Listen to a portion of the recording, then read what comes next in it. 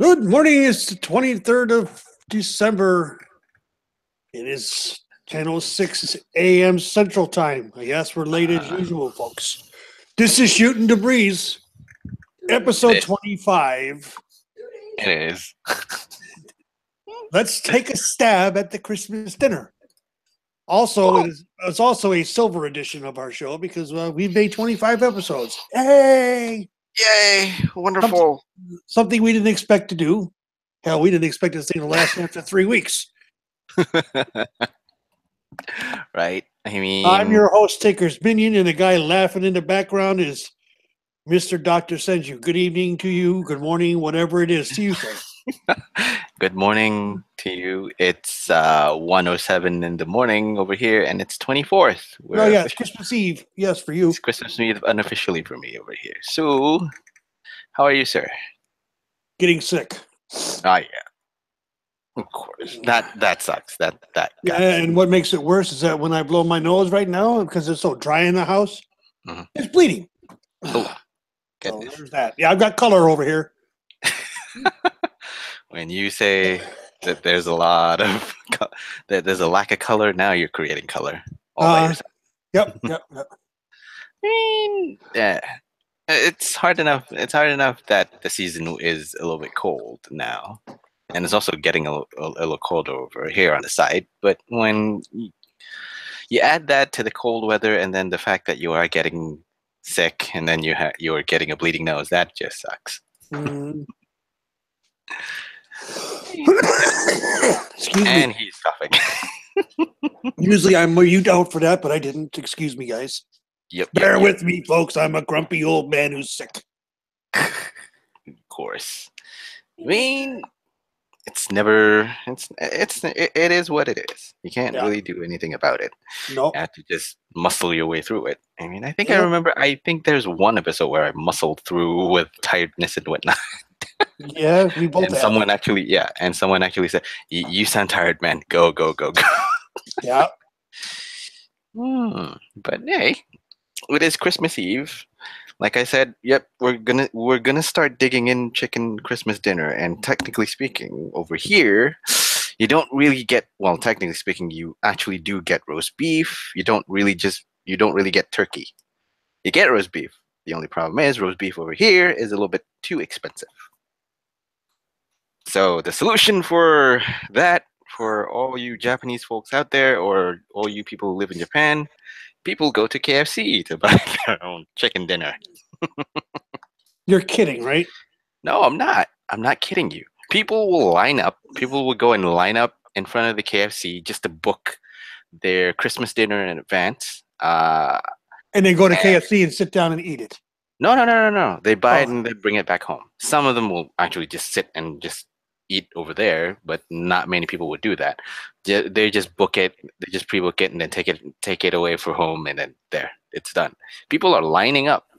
The last I remember I saw back, I saw back in the city, people were lining up in front of the KFC book, just to book their Christmas dinner, which is actually a usual thing. So, but again, I have to blame the westernization of the whole Japanese culture, because to be honest with you, not this has just been picking up for past, I think, for the past 2-3 years. I think so. It's not new.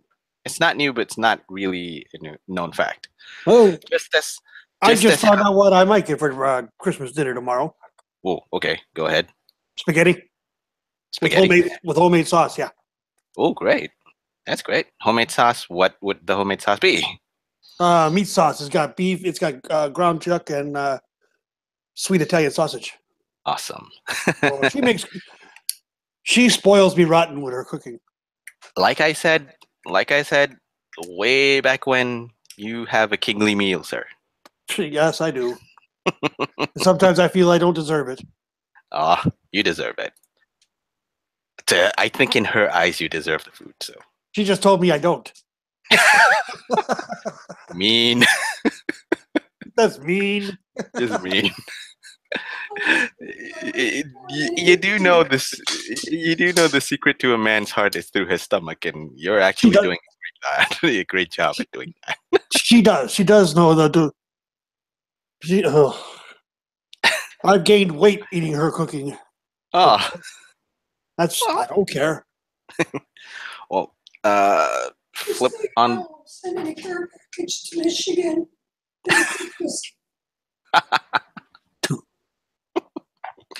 Anyway, I mean, it's not bad. It's not bad. We're celebrating. I mean, technically, you're celebrating it a little bit early because I am in the Christmas Eve season.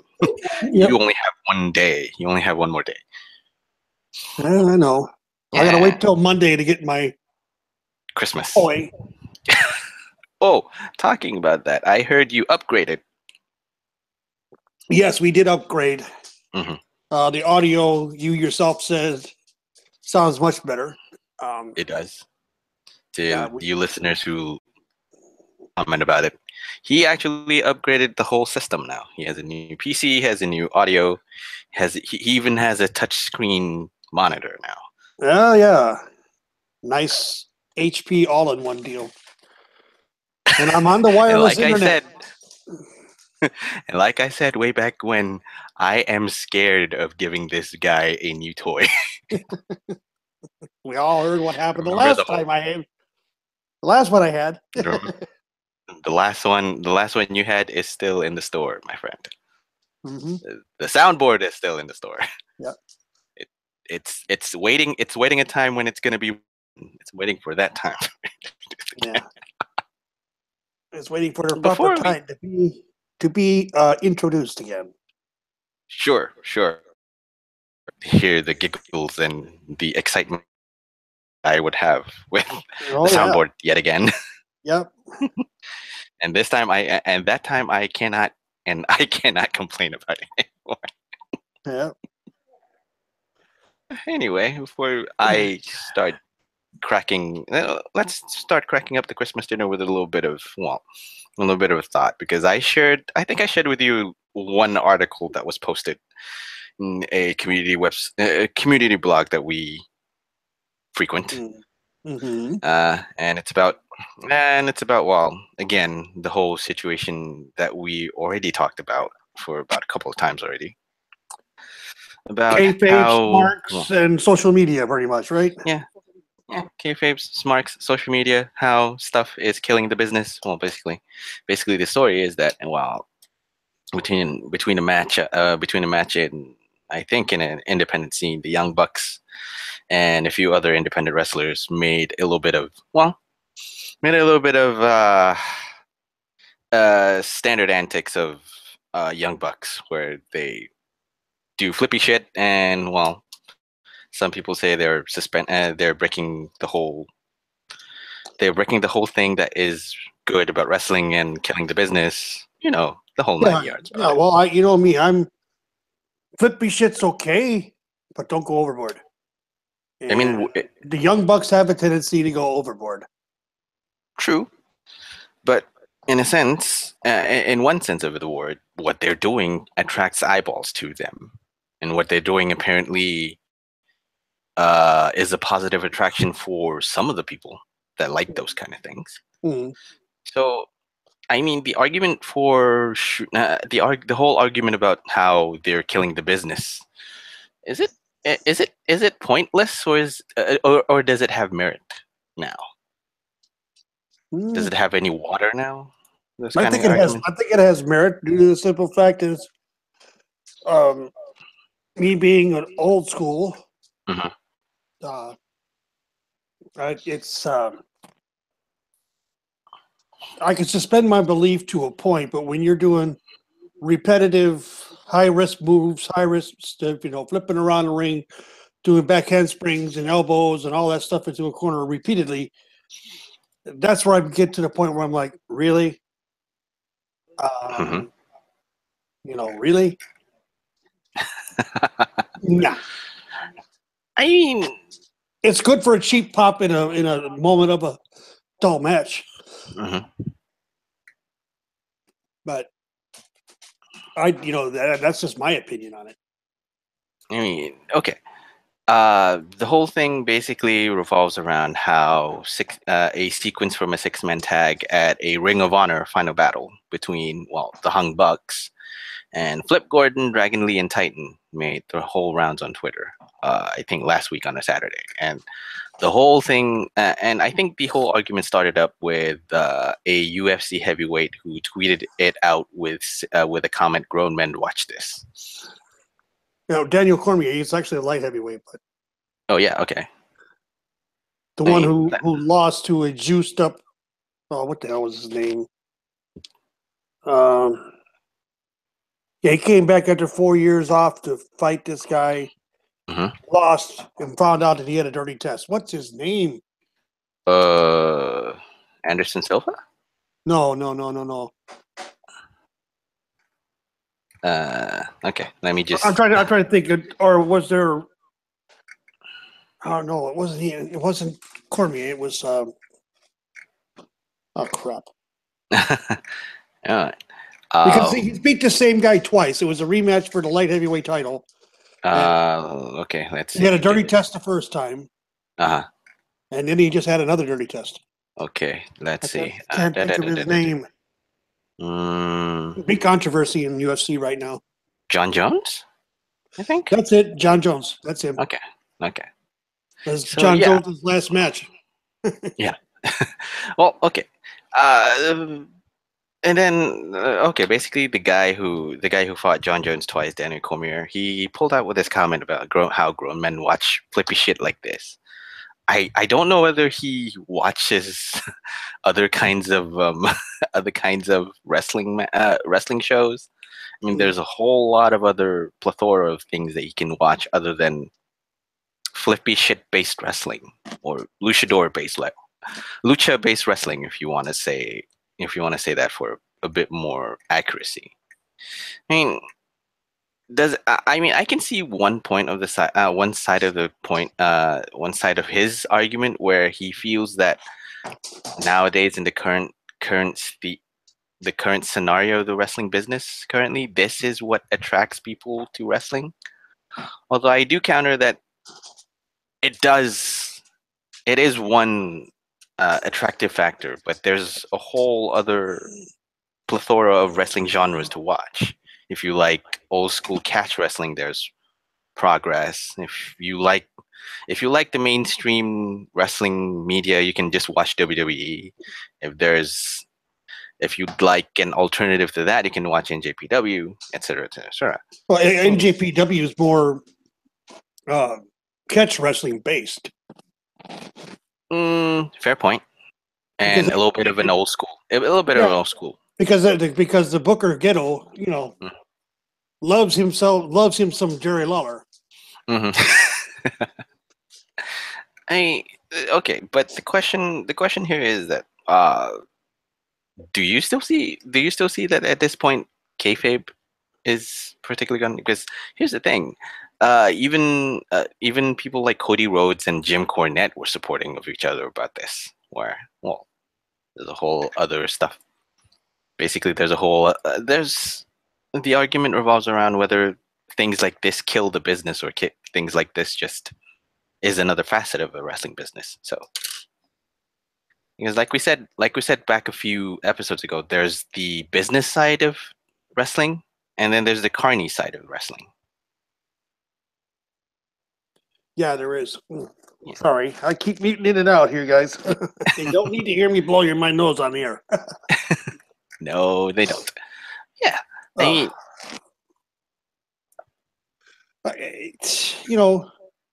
Today, we talked about this a couple days ago.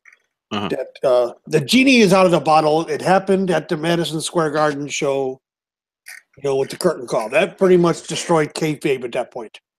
Mm-hmm. Heels and faces in the ring together, hugging and shaking hands and, raising each other's arms and stuff. Yeah, it's cool. It was cool when it happened, but it let the genie out of the bottle, so to speak. Now we can't get the genie back in. Of course. And this was in the 90s when this happened. Yeah. Fast forward 20 years later, we've got social media now, which is even worse. Okay. So I mean, I do agree on the point where, well, they already killed kayfabe way back in the 90s with the whole curtain call thing. Number one, and as much as people would like to say that kayfabe isn't dead. Kayfabe has been dead. The only way that people want to see kayfabe back again is just, well, do something that is, recreate something that alludes to kayfabe, but it's not really kayfabe, using the methods that they have currently at their disposal. Yeah, the Twitter, WWE is doing that.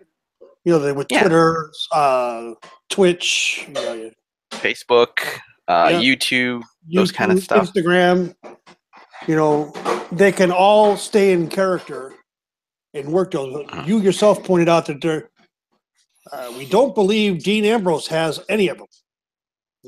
Of course not. He just doesn't want to deal with it. Yeah, number one, he doesn't want to deal with the crazies out there and the stalkers because we do know that has happened to his wife. Yep. There's been death threats towards Dean because of her being married to him, which I think is sad. And I think it's stupid. I mean, fandom all you want, or fanboy or fangirl all you like about Renee Young. She's already married, and she's already married to Dean Ambrose. Nothing you can say or do will change that. Nope. Nothing you say or do within the confines of legalization would do that. Outside of legal, I'm not gonna say. I'm just gonna stop there. Yeah. Outside of that, it's up to you.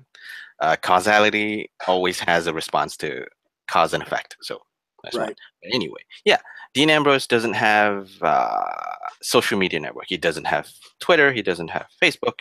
He doesn't really believe that.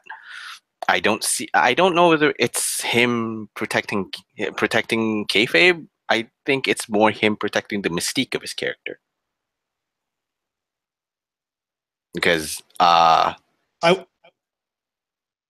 ahead. I would agree with that. Yeah, because here's the thing. The more you expose yourself, the more people will know about you. The more you open your life up, the more you open your personal life up to them, to any other people will get to know you and then learn stuff about you. In a wrestling business point, the less you know, the better, and the less you know makes people want to know more about him. That's why I'm really glad that WWE plugged their leak. Yeah. Over the last few months. I mean, we're not really knowing what's going on going into these pay-per-views. We don't already know what the determinations are, who is going to win or not. And some of the mystique is back because of that. We don't know. And that's the way it should be. We know it's predetermined. We just don't know who's going over, who's winning, who's losing. We don't know. Agree. And I like it. I think that's one way of them trying to protect kayfabe. Trying to recreate a sense of kayfabe without really saying that kayfabe is back or those kind of things. I think I can say for sure that with the advent of social networking and social media, where you can gain any kind of information with a touch of your fingertips, nothing is easily being kept secret anymore. Nothing can be kept secret unless you want to keep it secret. So, in the sense of this, the less you post out to the internet for the fans or just for your own sake, the better. And in a sense, WWE is doing that to protect itself and protect the story, or protect kayfabe, if you want to say that. But I don't know whether it's working 100%, but they're still running it. We don't know much about some of the stuff that we want to know about, so I guess it works. Yeah, but it's working. I mean, kayfabe. We all know kayfabe is pretty much dead. We all know that. Sad but true. However. If they're working a system now social media. I'm sure that most of the wrestlers have their character social media if they have it, and then they have their private social media. Mhm. For family and friends, yeah. Yeah, You want it. They need it. If they wanted to divide themselves into that kind of portion, And I think that's I truly believe that's what a lot of them are doing. I mean, one of them is officially for WWE character-wise, and the other would be them, just them, basically. Personal life, family, friends. This has been and that's for my fans. I think that's one of the way that they can protect it. It's just that, well, back to the point, the biggest point of this, back to the biggest question. Do you think that these kinds of over-the-top spots push our suspension of disbelief outside just a little bit too far? I think so. Flippy stuff like that, basically acrobatic, over-the-top acrobatic shenanigans. Well, if you look at the Clash of Champions match, the lumberjack match with Charlotte and Natty, Charlotte completely missed the moonsault. She didn't hit anybody. Yep, it's actually quite true. Yeah. So, yeah, Corey Graves. I wonder what she's thinking right now. I wonder what Charlotte's thinking right now. Well, no shit. She's climbing up to the top and she's going to do her moonsault spot. It's getting old. It's getting too predictable. I say have it, but pull it out on for special reasons, special occasions. Protect her moonsault in a way. Yeah. The moonsault used to was Lita's finisher. Yeah. And now everybody's doing goddamn moonsaults. Well, yeah, okay. I remember the very first time I ever saw it. It was done by the great Muda. Oh, okay. In the late 80s. I saw it on TBS when as a kid, and I was like, whoa, that's new. Him and his green mist. Yeah, okay. I get it. I mean, the whole the whole thing revolves around how you want to say digest your wrestling knowledge and wrestling intake as a whole, I think. I mean, again, it's due to personal beliefs, personal opinions, what you like, what you don't like. It's basically, like I said to you a little bit, I think a few days ago, with the whole political correctness thing. It has everything to do with how you, it has everything to do with you as a person, or a community, or a group, or a social network, or a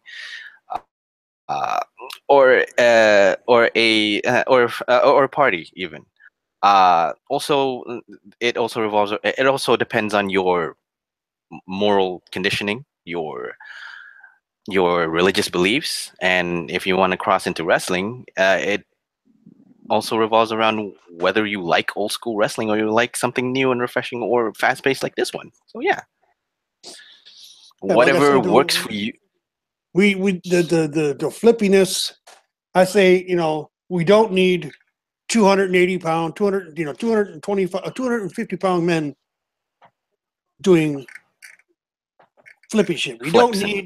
We don't need Kevin Owens climbing to the top rope to do a frog splash. Okay. Okay. Come on. Okay. One of these times he's going to hurt himself or hurt his competitor or hurt his, co-worker in the ring, because he's just, yeah. Yeah, I'm sorry, he's too big. And Kevin, if you listen, that's my opinion. Deal with it. And again, whatever wrestling media that you like might not be up to my taste, and whatever wrestling media that I like might not be up to your taste. So, right? Yeah. You prefer the more flippy shit.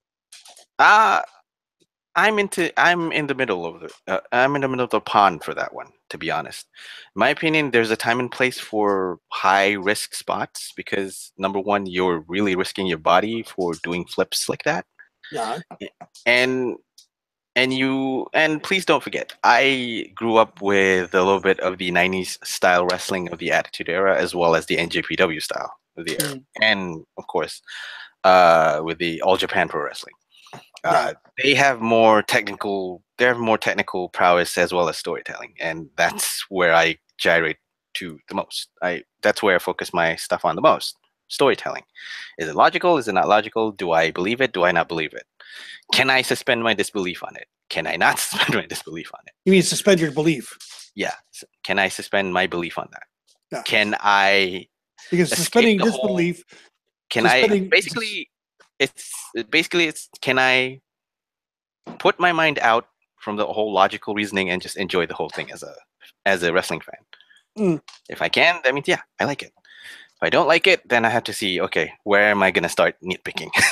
Where am I going to start nitpicking on which works, which doesn't work? So yeah, I mean, I'm not bashing on people who like the flippy shit, who like acrobatics, who like the whole choreographed gymnastics on everything. I don't deny you your enjoyment. It's just that I can't say. It's just that I will not demean you on your choice. I will not make fun of it on the choice. It's just that that's what you like. This is what I like. I can see where in the point that you like those kind of flippy shits. So I can do that. It's just that some of the people say that no, this is just pathetic. You like the whole flippy shit things? Just go watch a gymnastics competition if you like flips. I mean, I've thought that many times, but I've never said it. Yeah, I mean, seriously, that's what people would say when they want to trash wrestling as a whole, and they watch things like that and then go, "This is pathetic. This is just stupid." If you want to watch people do flips, back flips, front flips, those kind of things, you should watch gymnastic competition. I mean, they have that. Exactly. Yeah, but like I said, if that's what they like, if that's what the audience, the wrestling audience on that paying wrestling audience, even if that's what they like, they pay good money for it and they watch it and they get entertained. I think that's a win-win for the wrestling community. Yeah, I would see that in the end. Yeah, because at the end of the day, it's a business that has to make money. How they make money? By doing choreographed, scripted gymnastics, basically. Choreographed, scripted, acted out gymnastics. Some people might not like it, some people may like it, but in the end, if you are enjoying it, you're enjoying it. If you don't, yeah, you can comment about it, but again, it's your opinion. Right. That's kind of like the guy who came into one of the threads in the community that we belong to, saying that all the podcasts out there do nothing but complain about wrestling. No. That one, yeah. Oh, crazy. It's true. I mean, I hate we have our grievances, of course, with things, but we don't always it's complain. We don't always complain. We give credit where credit is due. Of course. Even I'll give credit to Miz every once in a while. Of course, yeah. You did, and you have, and you even puked in the bucket for that. So, but I don't think, because on one side of the coin, I can see why people would go emotional on the emotional route for wrestling podcast, even because like there's a video that I shared with you back on Twitter. You saw it. I can credit the guy out. His name is X3. You can watch. Oh God, yeah. You can watch one of the clip that he posted about him parodying a wrestling podcast where the main person, the main podcaster was just saying that no, my idea is right, your idea is wrong, and we all know people like that, don't we? Yeah, we all know people like that. Like I said, it all boils down to the whole basic thing of bad publicity creates any kind of publicity is good publicity, be it good or be it bad. Any kind of how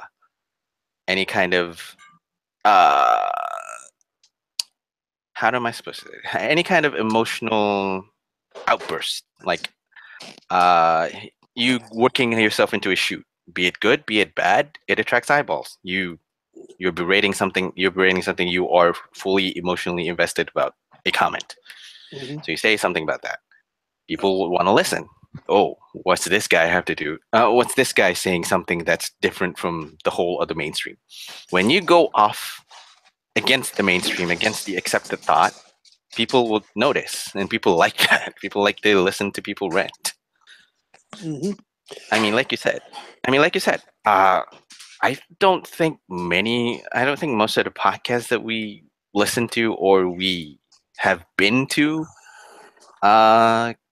get too emotionally hyped up in their opinions. They have opinions. It's just that they can still be open to any other kind of point of view or opinions on wrestling.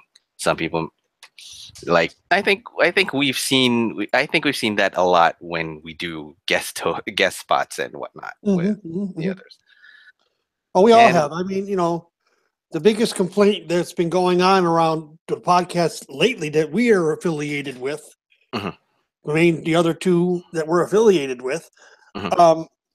has been around the domestic violence stuff that's been going on and the alleged rapes and sexual assaults and all this. And yeah, we're all going to have strong opinions on that, Mhm. you know. Um, so in that sense, the complaining is warranted. Of course. You know, we don't complain about booking per se. We We don't. may not like something, We'll and say, we'll say yeah, we don't like it, and we drop it there. yeah. We don't sit there and keep hammering it constantly. I And mean, that is something that goes on way too much it all today. boils down to. I mean, it all boils down to your basic. It all boils down to your basic argument, the basic point where people get invested. People get emotionally invested in their fandoms a little bit too much. Mhm. I mean, again, you and I, we both have our own set of fandoms. Yep. It's just how we handle our own set of fandoms in a way. It's certain characters do it for us where others don't. Yeah, And we're like, I want that person off my TV. yeah, agree. You can say that. It's just that whatever you do, whatever you say, WWE may or may not listen. Most of the time, they may not listen. They just do whatever they want to do. Yeah, because fuck you. That's why. Yeah, of course. Because fuck you. That's why. God Hey damn it. pal. God damn it. If I want Roman Reigns being pushed, I'll push him to the moon. God damn it. Yes, that's it. That's Vince. That's And you know Vince. what? I mean, we were talking in our little pre-show meeting Mhm.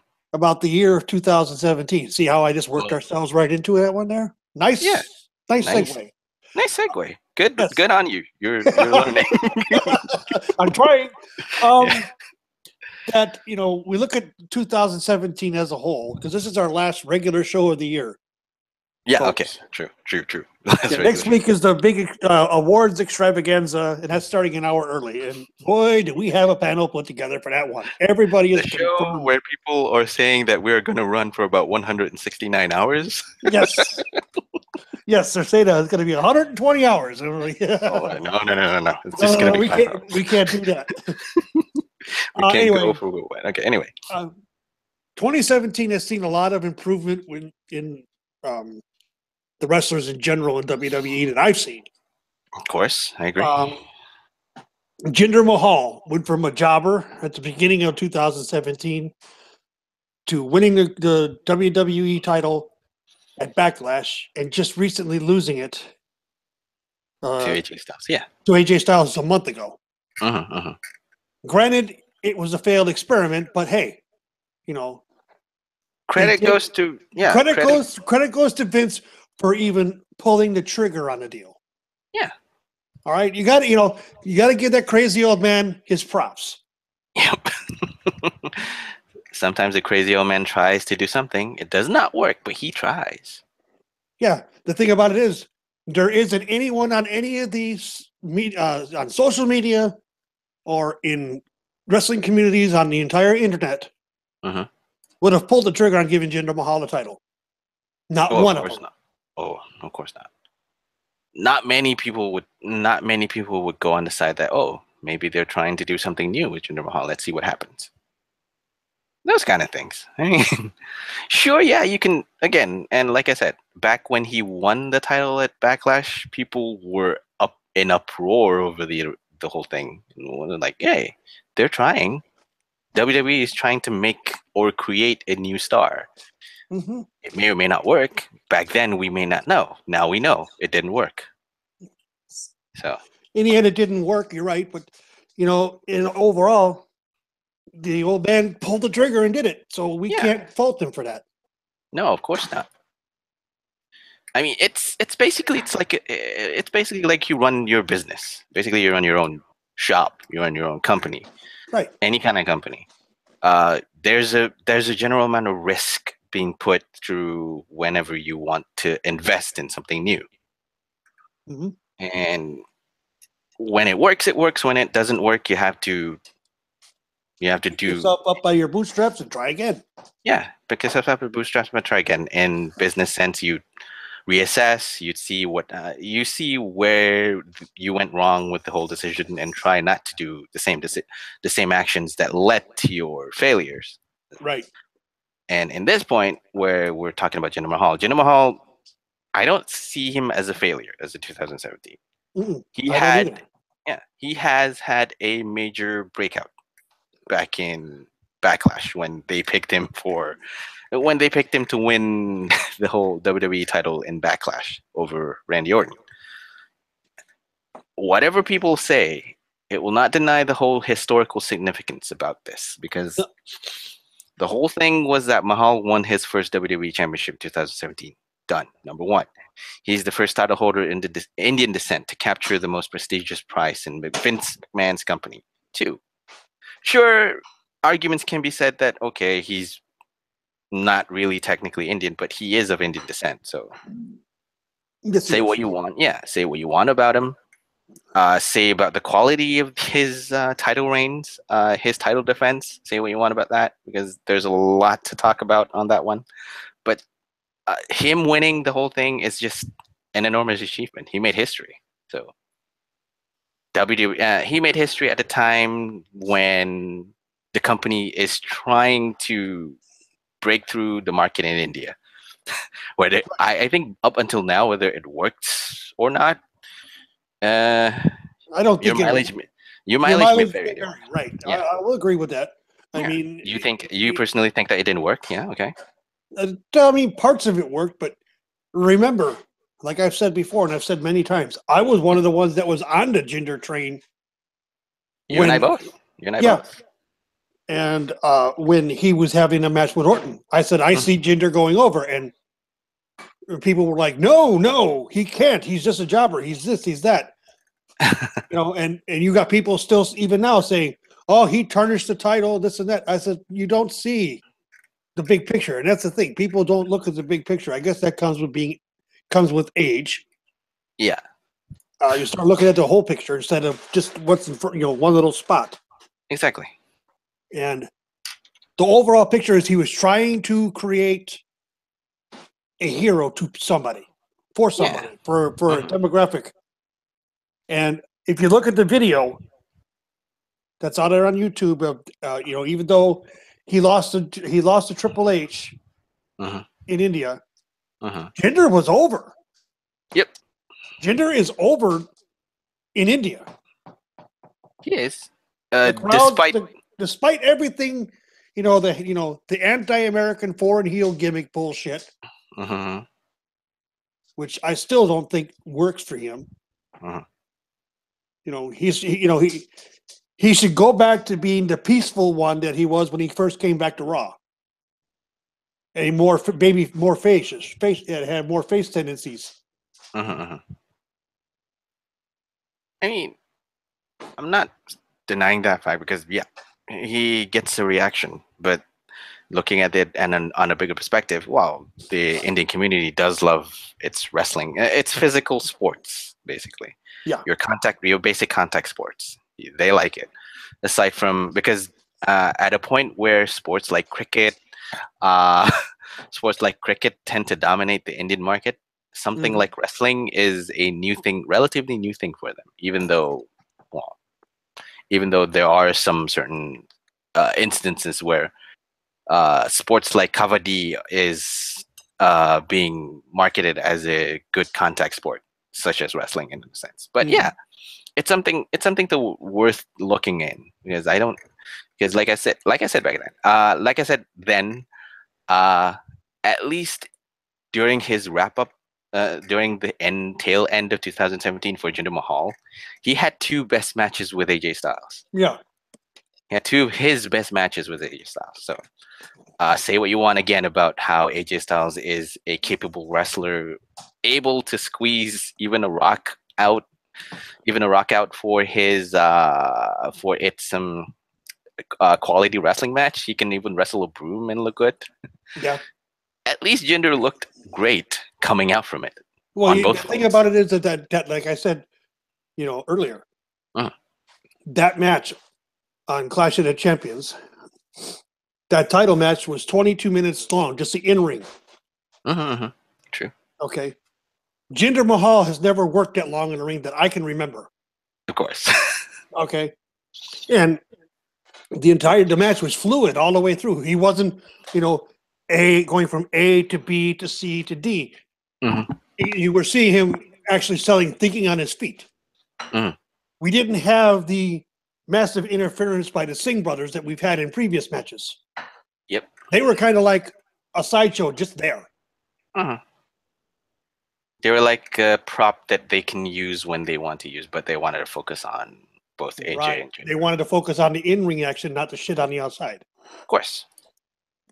And that works for him. Yeah. It does. I mean, I was entertained by that match. On both fronts, I think. I mean, point mileage may vary on which version of AJ Styles match that you like. Maybe the first, maybe the second, who knows? Maybe the one where he won the title, or the other when he's fighting in Clash of Champions, whichever one. Both of those matches are excellent. I think both of those matches are probably the best showcasing of Jinder Mahal as a wrestler, in a sense. Personally, I think his match, his matchup on Smackdown Live where he lost the title to AJ Styles for the first time. Yeah, that one was great. That was a great match too. Yeah, but some people, but you would say that the one in Clash of Champions is just a little bit better. Yeah, and that was my opinion on it. That match was much better than the one on Smackdown Live. I can agree with that. But there again, that goes with having worked with someone before, and knowing, being more what's the word I'm looking for? More in tune with your fellow performer. They had chemistry, and you could actually see it working. I mean, Jinder throughout the match was selling a leg. Okay, when have we ever seen Jinder sell like that? I don't remember him ever selling something like that. He sold that through the entire match. Yep. Has Jinder improved from this January 1, 2017 to December, 17th, 2017? Yes, he has. He's improved leaps and bounds. I mean, one drawback that I could see about him, about Jinder Mahal, is basically that he's actually a perfectly serviceable professional wrestler. He's one-dimensional. He works at one pace. He goes from point A to point B to point C and then done. Sure, yeah, but that means he's just acceptable. He's serviceable. Place him on this, he can do it. He place him on that, he can do that. It's just that I can see that he knows the worth of really grinding your opponent down, working a limb or join to take his advantage and whatnot, or stem a babyface comeback. Those kind of routes. I mean, it's just that unfortunately in this year that really his style usually clash with the styles of his opponents. I mean, let's take a quick gander. He faced Shinsuke Nakamura. Nakamura is strong style through and through. Mm-hmm. Fast pace facing against a slower, more methodical pace of Jinder Mahal, not gonna work.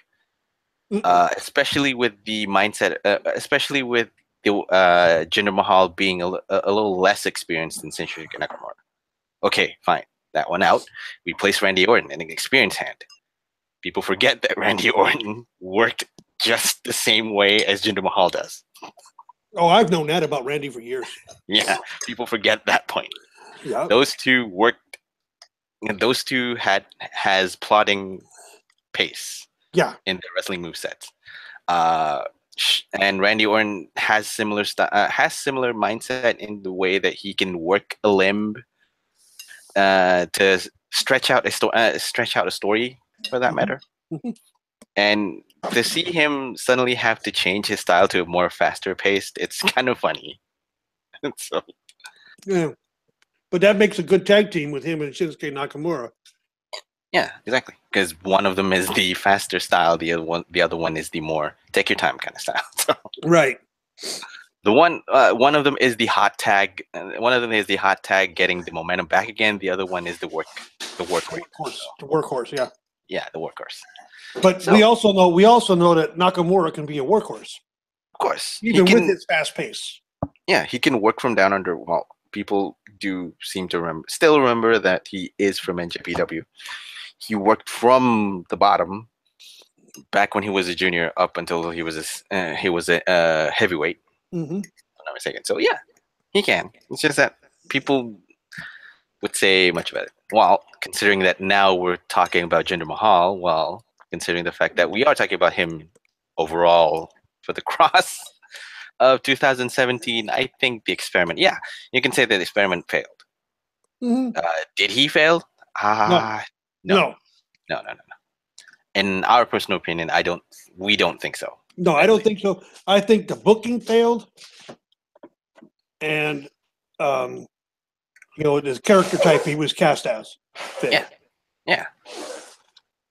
Basically, it's all down to his booking. The way of his booking, the way creative handled him was abysmal at best. Especially the moment where he's trying to make fun of someone, make racial insensitive comments about someone, like Shinsuke Nakamura, like Nakamura for that matter.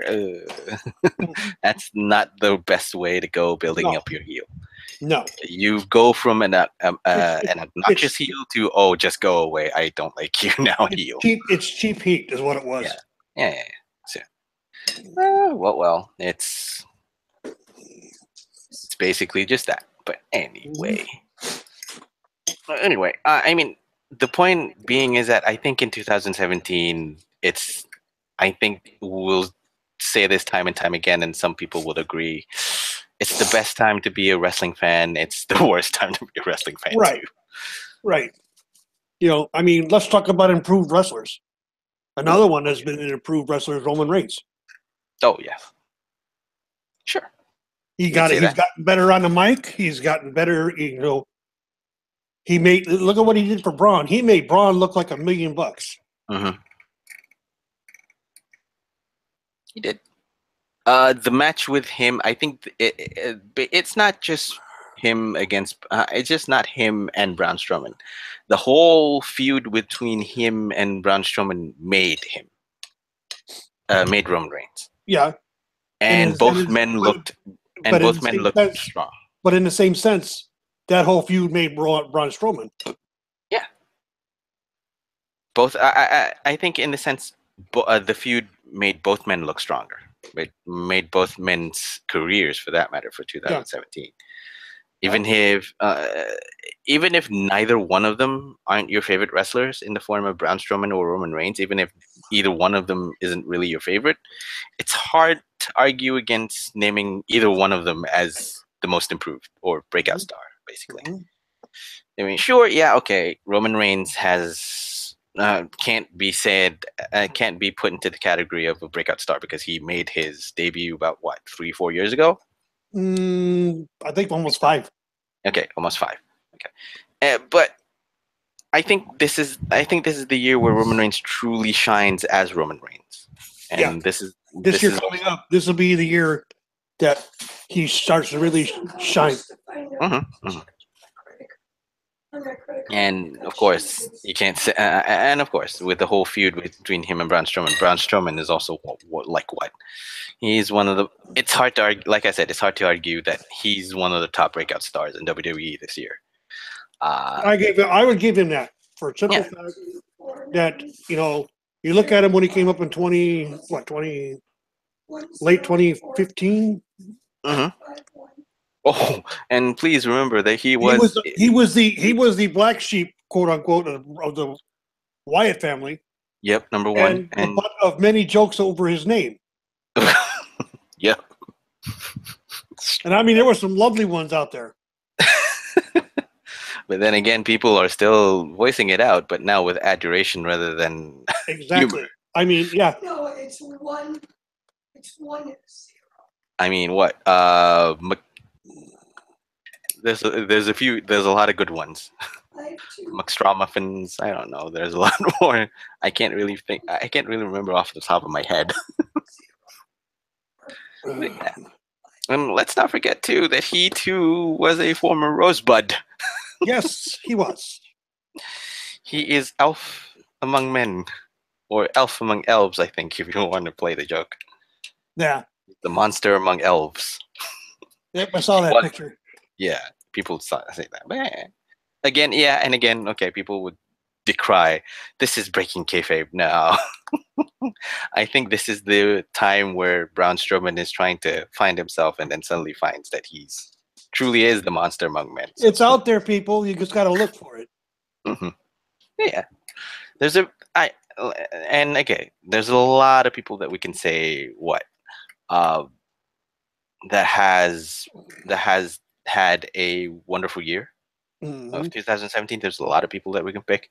I think even if I said some of them, you would be surprised. Try me. Try. Okay. Goliath. Yeah. Okay. Once they finally got him straightened out as to what they're going to do with him. But, he's a good, strong, he's a great performer in the ring. His wrestling skills are great. I mean, he's built like a brick shithouse, for God's sake. Yeah, true. There's people just stereotyped him to what, like he's floundering in NXT back when he was Elias Sampson, and then when they brought him up to Raw, people are already immediately saying, oh, he's going to be a jobber, and then he started singing songs, he insulted people with his lyrics, frustration at being interrupted. Well, he's always getting pissed whenever people starts coming out while he was singing. Okay, and you know what, it works. Yeah, agreed. And now he has what, Bo Dallas and Curtis Axel as his managers now. For now. So yeah, one which you may not find surprising is actually Asuka. As a breakout or having a good year? As a breakout. She's not been on the roster long enough. I'm not saying her run in the main roster. I'm saying her year in 2017 in WWE. Oh God, yeah, she's had a great year. She's had a great year. I mean, let's not forget, one of your favorite matches of the year is in Asuka. Was with Asuka, actually. Up for an adult site yesterday. I mean, $40. This one. And she created history. She surpassed Goldberg's undefeated streak. She stretched, I think, say what you will about it. It's just that people would say that she helped build back the NXT women's championship. Yeah, but people are still saying That's your cancellation. People are still saying, oh, this, that, and the other. She killed the division because she beat everybody. Blah blah blah. Nobody defeated her when she went up to the main roster. And it's like, people, please.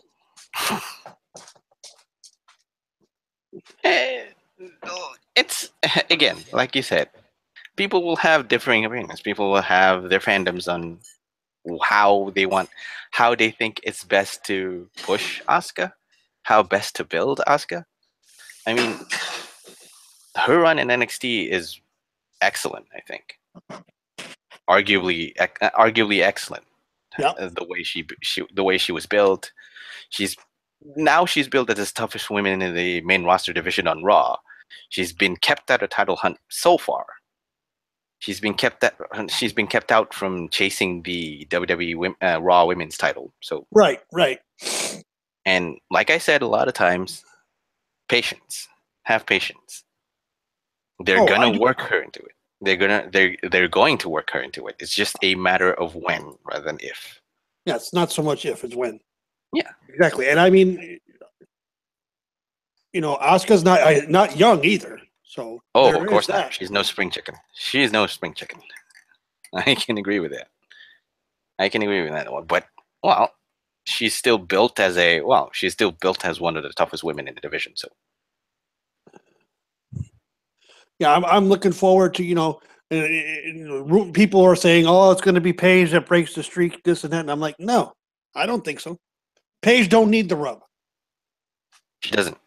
And again, okay. Talking about Paige, she doesn't really need any kind of rub because she's naturally getting pops. She's naturally getting reactions, be it face pops or heel boos, for that matter. If she's played as a heel, it's just that she gets reactions.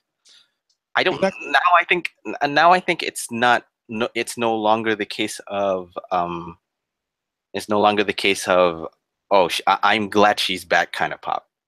She's doing something interesting, kind of pop, and that's interesting. So I think that's one of the pop, or just that she's a tweener and she gets pop. So I think so in that way. But it's just that again with Absolution, Paige and Absolution, again we need patience on that one. We just need to see where it goes. Yeah, and right now I'm not overly impressed with the whole thing, but it's still new. So yeah, it's hard to nitpick and dissect when they just made their debut like what about 2-3 weeks ago, I think, or something close to a month. Close to a month.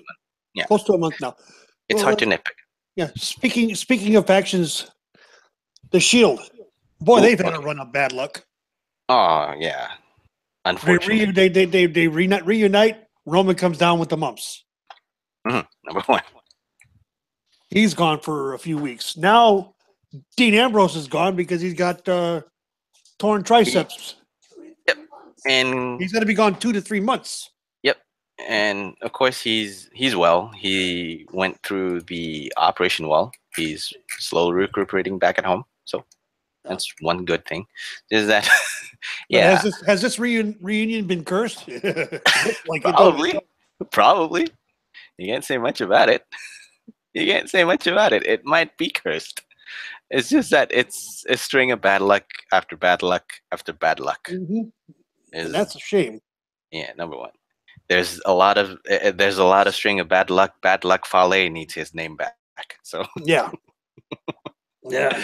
The murderer of Daryl. The murderer of Daryl needs his name back. So the underboss needs his name back. But I digress. Yeah. I mean, it's not a dismal reunion for them. It's just that it's bad luck after bad luck after bad luck, like I said. Yeah. They just had a run of bad luck. Mm-hmm.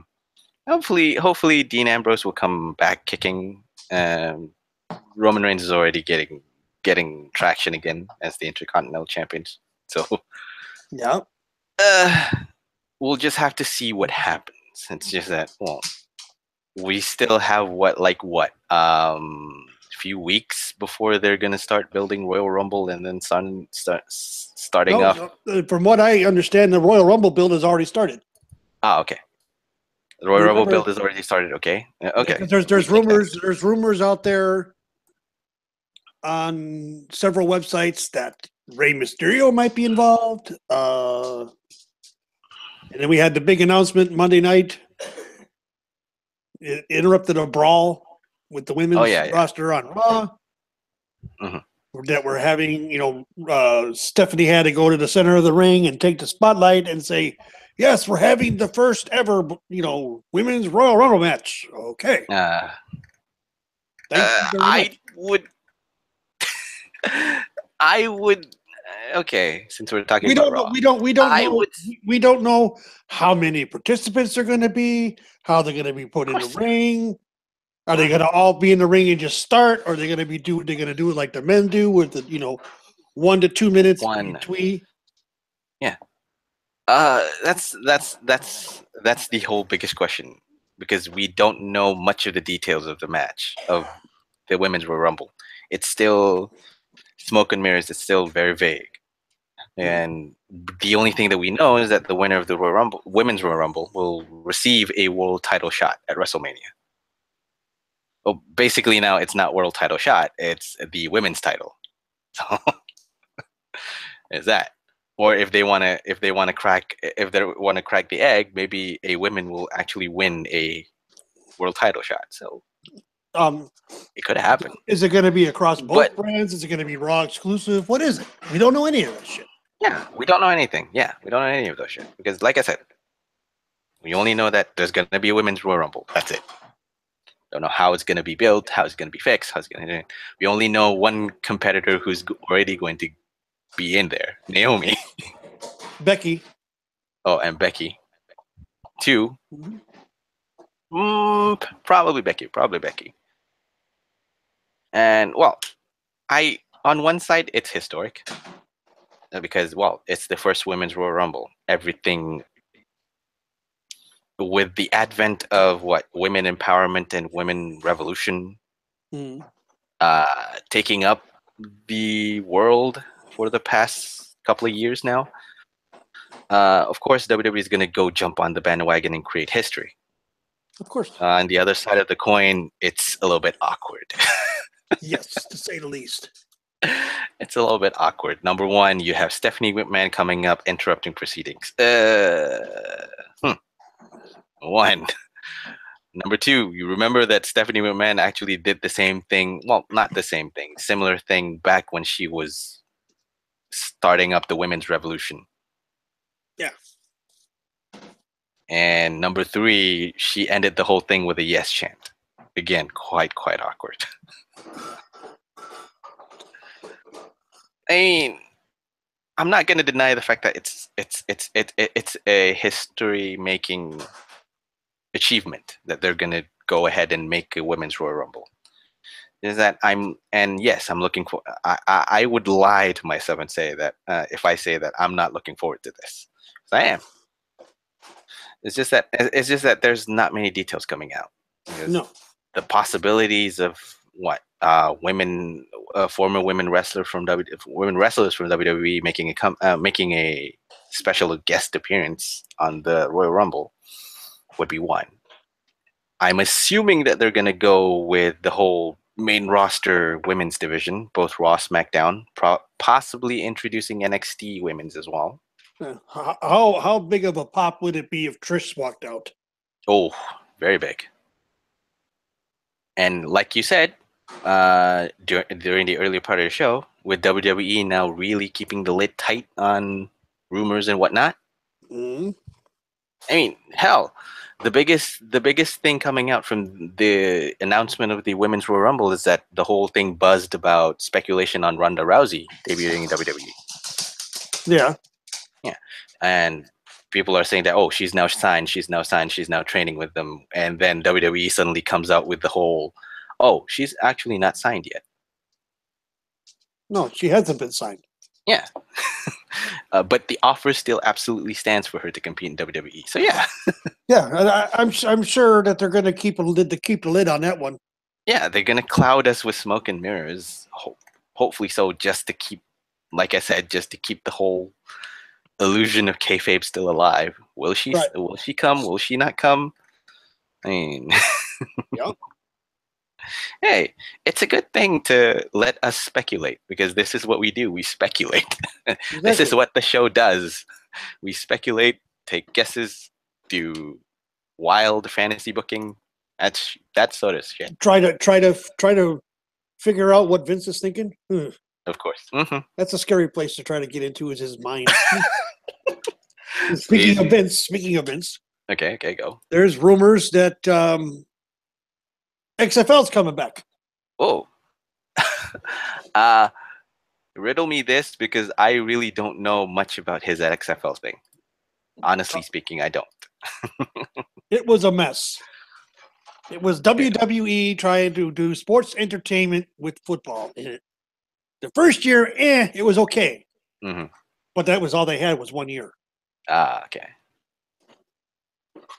And I can see him bringing something back. I can see him creating another football league, yes. But I just don't see it happening to the point that a major network is going to pick it up because of what happened prior. But then again, ESPN did a 30 for 30 on the XFL. Okay. This year. Okay. Ooh, what was that? Loud noise. Sorry. Loud noise. I bumped my mic onto my hand. That's the general. Okay, never mind. But anyway, you were saying? Okay. Never mind. Like I said, XFL is different. Was different. I watched a few games and I was like, okay. And the style of play back then was very, very violent. Yeah, of and course. one thing is the NFL is trying to get away from now. Yeah. Is the violence in the game. Excessive violence. Yeah, true. Yeah. Because they wanted to avoid the whole CTE arguments coming up again. Right. That's what they are trying to do. It's just that the biggest question that I have is 100 million in investment enough to even start up another football league? No, I don't think so. They're gonna have to get other investors, quote unquote team owners. Mm-hmm. Then they're gonna have to come up with some money. Mm-hmm. And will it work? Because outside of WWE, anything that Vince McMahon tries to do business with, I hate to cover it up, but to put it bluntly, everything he tries to do outside of wrestling fails. Yeah, goes under basically. Yeah, but the thing about it is too is that there's a man that, he fails, therefore he can succeed. Okay. That's a line that Jordan used many times. He was always the one to have the ball at the end of a basketball game. He wanted him to have the ball, take the shot. Yeah. And he'll tell you he failed more than he ever succeeded at it. But nobody remembers the failures. Because if you create history with one of your success, all of your exactly. So let's say Vince creates another football league, remembering what he learned from the XFL in the late 90s. Coming up into these times, you never know. The old bastard might succeed. Oh yeah, of course. Laugh all the way to the bank to us, because if he remembers his lessons from the first time, and doesn't let those same mistakes happen again,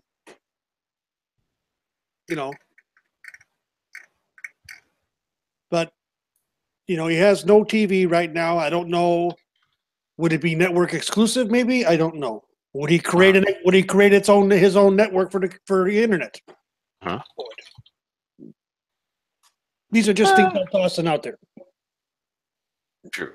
I mean, it's not rocket science to figure out what he's trying to do. Basically, he's trying to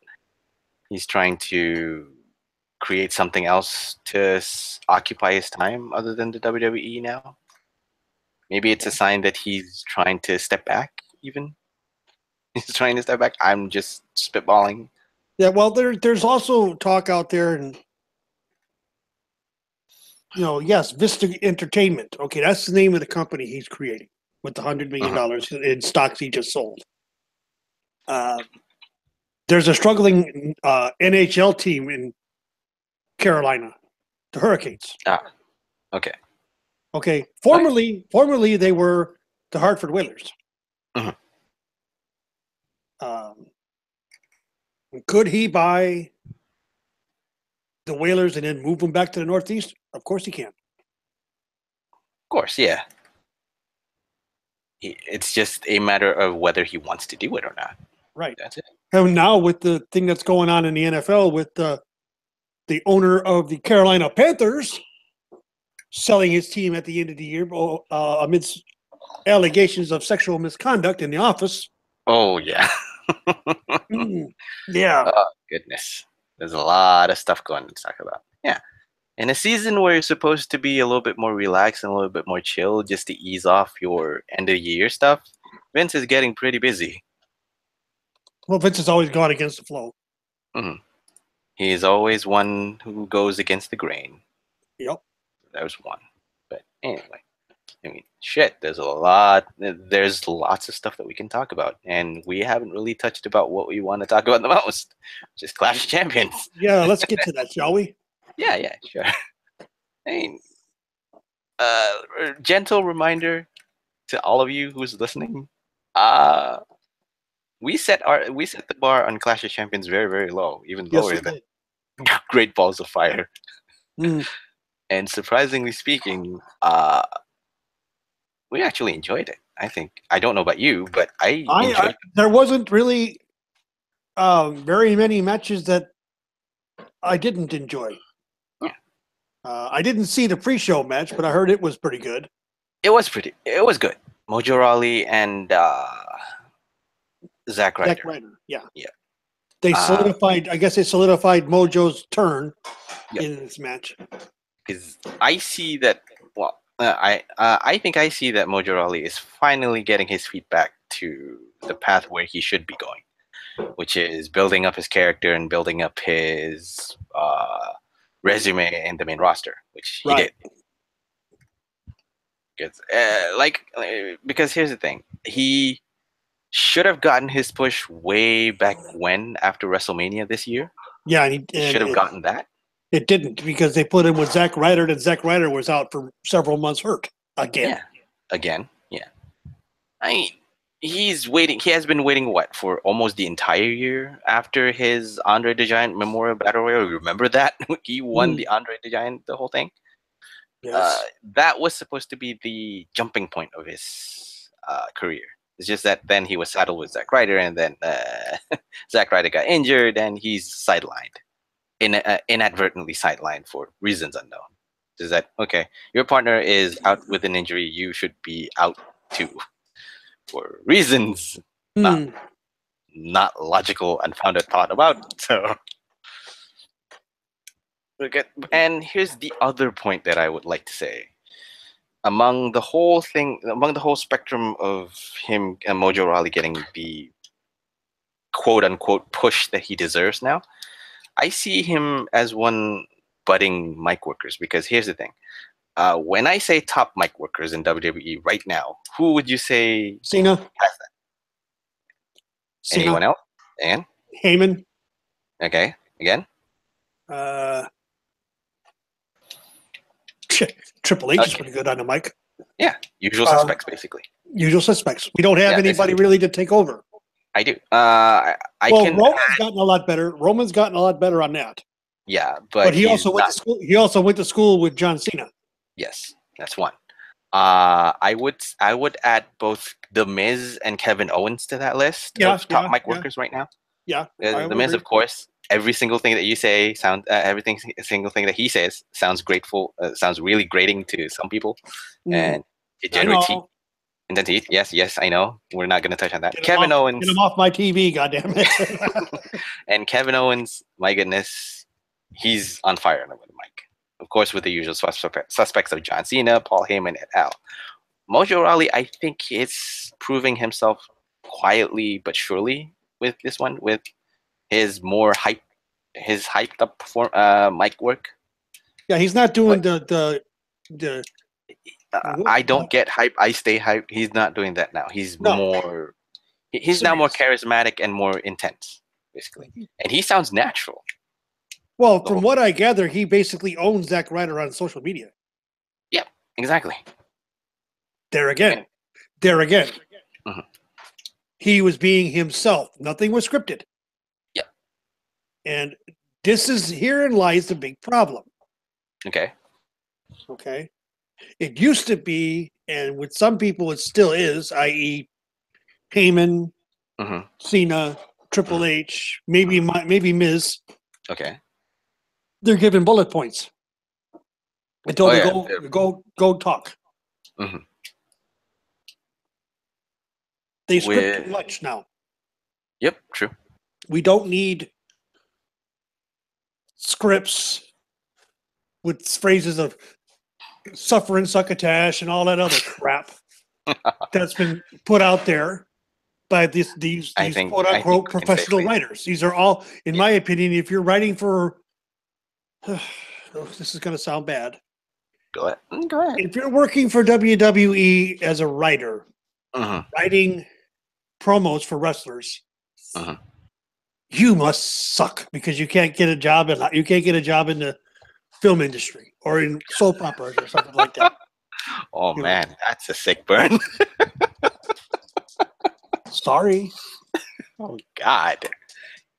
You're pulling the shots. You're pulling shots fired right now. Oh yeah, I'm across the bow on a lot of people, but you know what? That's my opinion. Yeah. You know, I mean, all the booker all someone has to do as a booker is determine who wins, who loses. They don't have to sit there and tell people what to say and how to say it. That is what drives me up the wall. I'm sorry. Drives me insane. Point taken. I mean, again, you're steeped in old school thinking, so there's one point of it, yeah, because the booking and the writing's job is actually just decide on who wins or who loses the match. Yeah, and let the wrestlers go in the back and talk about how they're going to put on the match. Exactly. You don't have to have, and if they want input from somebody, they can go ask for it, but don't force feed them 10 pounds of shit to put in a 5-pound bag because it's not going to work. True. To some, I think to some of the wrestlers, they can go off with bullet points and they just go off with it. Some of them, they still need guidance. Despite the fact that I still think that why the hell do you need guidance for? Do you need bullet points or even a script for that matter? Can't you remember? Didn't promo class work enough for you or something like that? Yeah. But anyway, we digress. You digress. I mean, sure. Back to the whole issue with Raleigh. Sure, the one problem that I see is that he may not have the same standing as an in-ring performer when you want to compare his mic work and his in-ring work. Right. There's a disparity on that one. But regardless, he's quite like Jinder Mahal in the sense that he's a perfectly serviceable wrestler. He's not great, but he's there. He's decent enough. He's average. He's decent enough to be put in any kind of match. He's not an Adam Cole's classification, though, of Mr. Oh, of Average. course. Oh, of course not. No. It's just that WWE hasn't really tapped into Mojo Rawley's potential yet. No, they haven't. Yes. So that's one uptick and one downtick of it because on the upside, they haven't really tapped in his potential. They're just slowly starting to introduce Mojo Rawley into the spot that he's in now. It's just that, again, if you want to compare his main roster run and his NXT run, there's not much to do that. No. I'm looking forward to Raleigh's development and the budding feud between him and Zack Ryder. I hope it's booked well. I hope it's planned out, well thought out, well enough to let me suspend my belief and make me believe that this feud is actually worth something. Mm-hmm. So this is a perfect kickoff for him. So yeah, that's one. That's one plus point that I would say. Right. About it. Um, the other point, the other side of the other one other point that I would bring up is the Bludgeon Brothers versus Breezango. Squash Some would, match. yeah, some would say that it's 6 months of Fashion Police and all the hype about Fashion Police and all the goodwill and all the positive buzz about Breezango leads up to this. Hmm. Hear me out here on this one. Okay. Like you said, it's a squash match. Yeah. And we both know that both Luke Harper and Eric Rowan are awesome as a tag team when you put them in that place. Oh yeah. Even with the whole ups and downs of them being in the Wyatt family, where initially Eric Rowan was injured and out injured, and then Luke Harper had to go solo and then reunite back again and then rebrand themselves as the Bludgeon Brothers, and then both men losing their first names, with Luke Harper losing Luke and Eric Rowan losing Eric. I'm gonna have to put both names into my personal name lists Hmm. of people who lost their names in 2017 or even longer than that. Hmm. But Yeah, that match lasted a whole 1 minute and 58 seconds. yes, my point is that I think the squash match with Brizango is the only thing that they can do to elevate the Bludgeon Brothers. Yeah, but the question is, why did why did Fandango even want to wrestle him? He knew he was gonna. They knew they were gonna get killed. Of course. But one big question that I have is, who else would you want to put in place of Brizango? Because the Usos have already took out every single tag team competition out. They've already taken out the New Day. They've already taken out Chad Gable and Shelton Benjamin. They've already taken out who's the other one? New Day, Shelton Benjamin, and there's another tag team. Rusev Day. Yeah, Rusev Day. They already taken out Rusev Day. There was 4. That's the only 4 relevant tag teams on SmackDown currently. Would you want to feed either 4 of them? Of course, you're not going to feed the Usos. The Usos are the champs. Hell no, you're going to put the Usos on a losing on a loss just to elevate the Bludgeon Brothers. It sounds logical. It's not the right thing because it's going to diminish their worth as a tag team champions. Yeah. In my opinion, anyway. Number 1. Chad Gable and Shelton Benjamin, they're already slowly starting to gain traction and gain steam. Same goes with Rusev Day. They're also starting to gain traction and gain steam. Would you want to sacrifice them No. to the Bludgeon Brothers? Oh, New Day, I am in a little bit limbo because I think regardless of what you do with the New Day won't really be affected a lot. No, because I see them as another option for being sacrificed to, say, the Bludgeon Brothers. But then again, it will diminish their worth in the face of the Usos, basically. So I think, in a sense, Brizango is the logical way. It's probably not the right way to some, the right sacrificial lamb to some, in a sense. It's just it's the right thing to do. And putting them in a squash match quickly as possible, like you said, it's a minute's worth of match. It's done, dusted, it's cleaned. To me, I believe that just shows that they're gonna do a straight path to face the Usos and the titles. How they want to work it, I don't know yet. We don't know yet. Can only well, wait you and know, you know as well as I do that there's going to be issues when they do get their shot. Mhm. Because it's like, well, they didn't go through Rusev Day, or they didn't go through Gable and Benjamin, or they didn't go through the New Day to get their title shot. They were hot-shotted their title shot. I can see that. I can hear that. I already see that coming. Unfortunately, well, that's the thing about the IWC.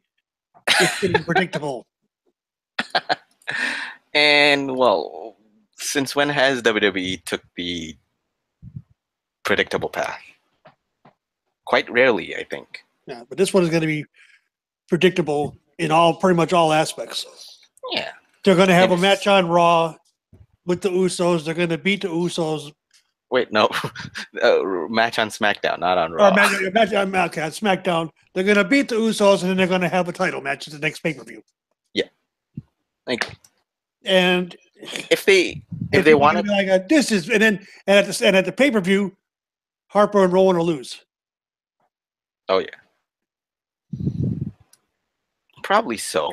But like I said, I don't see why you would kill it. See, that will, and then we'll hear, oh, they're killing Harper and Rowan. No, they're not. no, they're not. They're slowing them down because They're already picking up steam. They're already going to pick up a large amount of steam just to face the Usos, and the Usos will knock them down a peg. Mm-mm. It's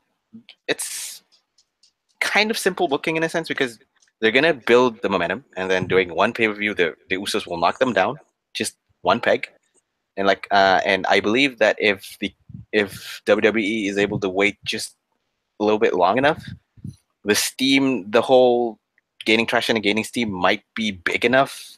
It might be a big enough match to feature on WrestleMania. I don't see it that high. Because here's the thing: all four of those guys missed out last year's WrestleMania. Jimmy and Jey Uso missed out. Luke Harper, Eric Rowan missed out. That is true. Yeah, and it's hard for me to argue against not featuring Usos for WrestleMania because the Usos have made a very serious impact for the rest of 2017 for their careers, for their tag team division. And the funny thing about it, they're booked as heels, they act as heels, but they're getting face pops. Mm-hmm. Because it seems to their gimmick now seems to be more organic. Mm-hmm. They're more like I hate to call it street thugs in a sense. That's exactly what I was thinking. Yeah. They're playing the street thug gimmick and it's working for them. Yeah. But they're playing the cocky, confident, arrogant street thugs kind of way, and they back it up. Well, look at Street Profits. Sure, okay. Fair point. They have the whole my understanding of the gimmick that they have is the Street Profits is that they're a couple of street thugs who just like to have fun, kicking everybody's ass. Kind of like what the Usos are doing, right? True, in a sense. I'd argue to a point that currently the Street Profits are built up as a comedy act. Hasn't really been on a serious level as of yet. Sure, yeah, we've seen flashes of it, but until I see Street Profit go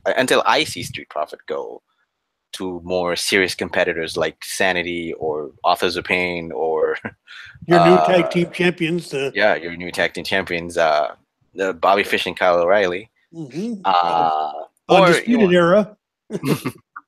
Sure. Street Profits will still be seen as a kind of like sort of comedic act.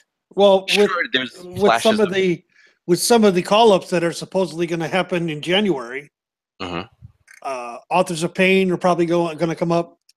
Yes, Matt, iconic duo. That's the rumor I'm hearing.